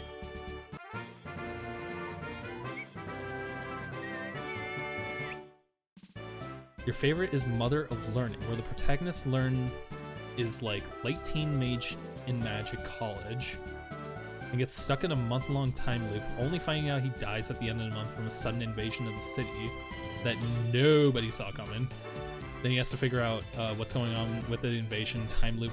See, okay, I actually really like that premise alone, just like based on the fact that he has 1 month to do it all, because there is so much you can do with that amount of time. Like, you can do a lot more storytelling with that like time frame than you could if it was like a 3-day, a 1 week, or like hell, Groundhog Day, a 1-day time loop. Because you have more time to like give the characters a chance to is this like, so, and this is a book with 3,000 pages. Yeah, that gives you an insane amount of time for like character moments and stuff, so like they can try to like earn the trust of other people. Sweet. Wade, are you awake? I found all kinds of berries. If you want, I'll share some with you. I'm waiting on Route 31. Oh, yes, you are the berry guy. I should go hang out with you for a quick sec. Before I do that, I'm going to real quick heal, and there is something I want to grab to the left of the town here.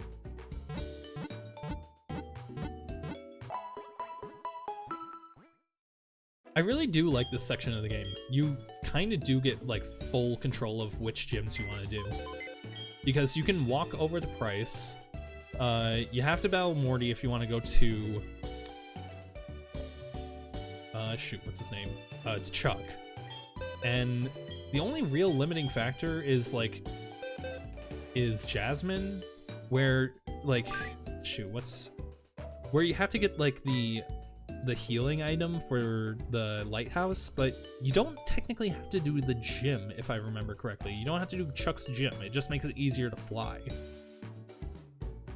So it's a pretty open section of the game, and I kind of like that a lot.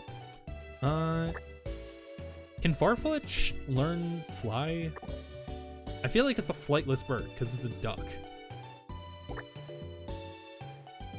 I guess we're just gonna fuck around and find out.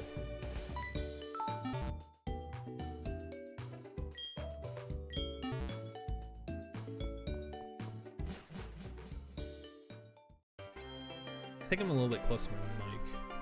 Yeah, there we go. I learned this really great technique for, oh, the tree's been destroyed, which actually, does that mean the radio is working? Yeah, it's back to normal.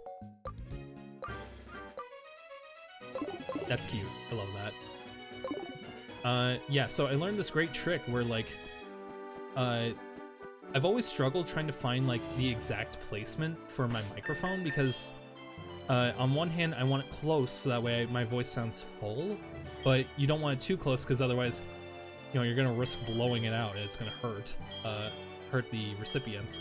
So the trick that I learned is like, you make this gesture with your finger, you put it up to your lip, and then push your microphone until your fingers are fully extended. And apparently that's just like the optimal like space for the mic, which is so helpful. Another time loop book you're reading right now that's not done yet is Years of Apocalypse. Oh, so are these like series where like they're ongoing? Protagonist, another late teen, gets stuck in a month-ish long time loop, find out. Wait, this is like the same story so far, what? Super potion, and also spotted. I guess we don't have cut on anybody. We'll just teach her to Farfetch. World is very different and stuff is just very different too. I mean, yeah, the story frame alone of just like 1 month in a time loop, like there's so much storytelling potential with that. It would be insane for another author to not steal that idea. I hate to use the word steal, but you know. Or like, you know, use it in another manner. Alright, but can Miko fly? Yes, she can. Way to go. That's good.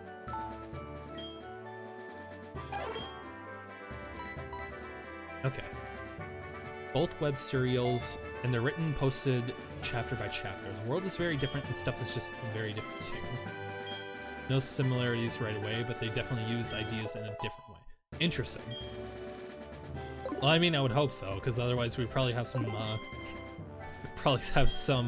copyright infringement, lawsuits on our hands.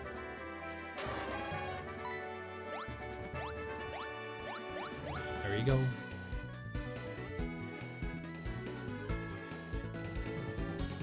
Okay, Silver.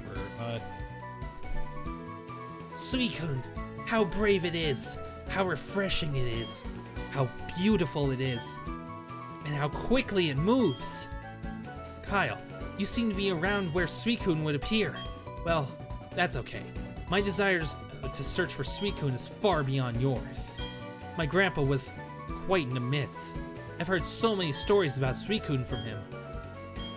I won't stop following you until I've found out what you're after. It's no use!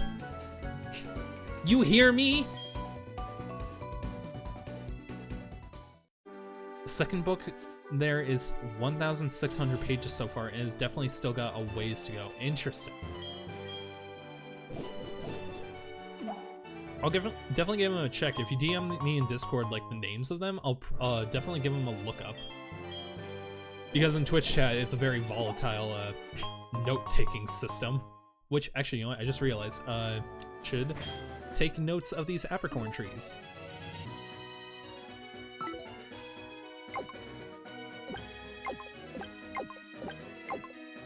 We got some, we got a pink one, which I've been keeping track of by calling it Cute Charm. And then for, oh shoot, what was the other one? Was it black or yellow? I'll figure that out tomorrow. I think it was electric. And then the last one should be black.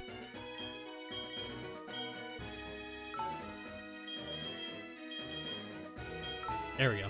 I love the limited naming system that you have to have for these. It's cute. Okay, yeah, so it looks like it was pink, black, and yellow.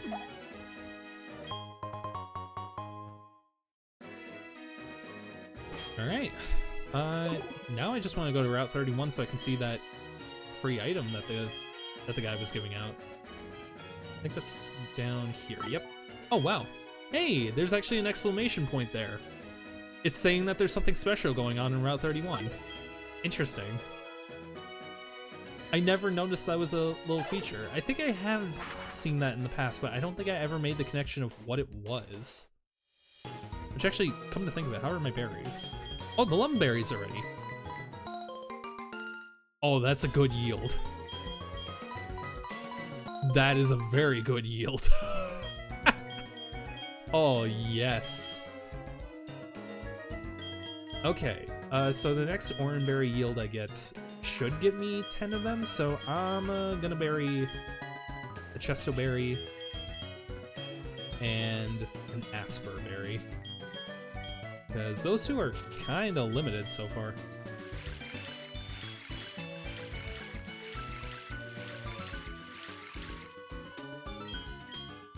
Sweet. Okay. So that's definitely the last gym I wanted to do today, and actually we cleaned that up at like just a perfect time. It is exactly 3 hours on the dot this stream's been going on. This is what I found. It's for you.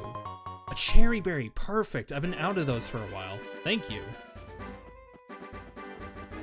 Okay, so really all that there is to do aside from Candace, Jasmine. Why do I keep calling her Candace? That's like the 5th time I've done that. Okay, so I think off screen, I'm gonna just run around in the overworld getting all the surf spot items. I think Candace is just like stuck in my head because we were watching the anime and it was a contest episode, and Candace, the gym leader, was showing up to talk with Zoe, to cheer on Zoe and Dawn. So like, I think she's just like stuck in my head. Sorry. Guys, I may have an obsession with Candace. No.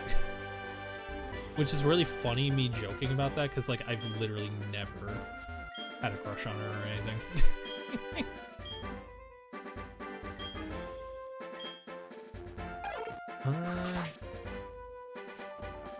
Yeah, okay. So I think that's probably a good spot to leave it off for tonight.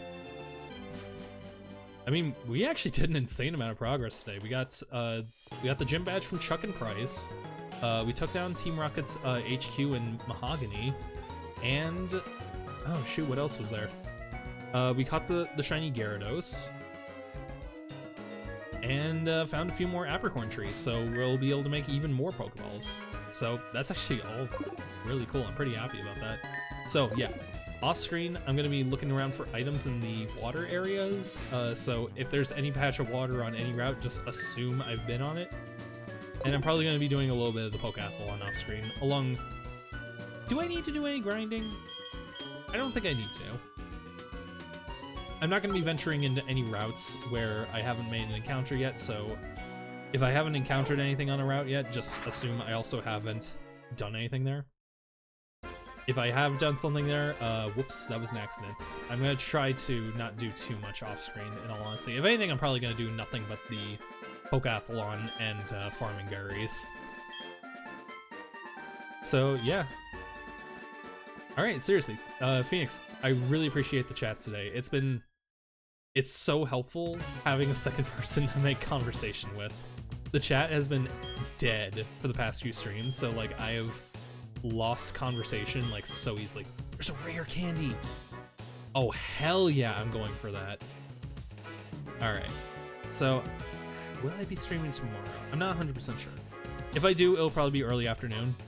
I don't have school tomorrow, like the whole school is closed. I still gotta take care of a speech presentation, so I gotta set up a PowerPoint for that. Which, whatever, it shouldn't be too hard. Having anybody else to talk to helps a ton. It really does. Because I'm a yapper, but I'm also like a self-conscious one where I'm just like, nothing of what I'm saying is interesting. Especially when I'm like, follow me, I am addicted to opening these Pokemon cards. I just want to open my Pokemon card, but nobody's following. I'm actually considering trying to set up stream avatars like Carla has, because I just feel like that's a lot of fun. And there's this empty space at the bottom of the stream down here that could really use like something happening. So I'll see if I can get that set up. If I can, then I think tomorrow's stream will be probably a lot of fun. So hopefully I'll see you tomorrow. Appreciate all the chatting, and enjoy the rest of your night, guys. Love you.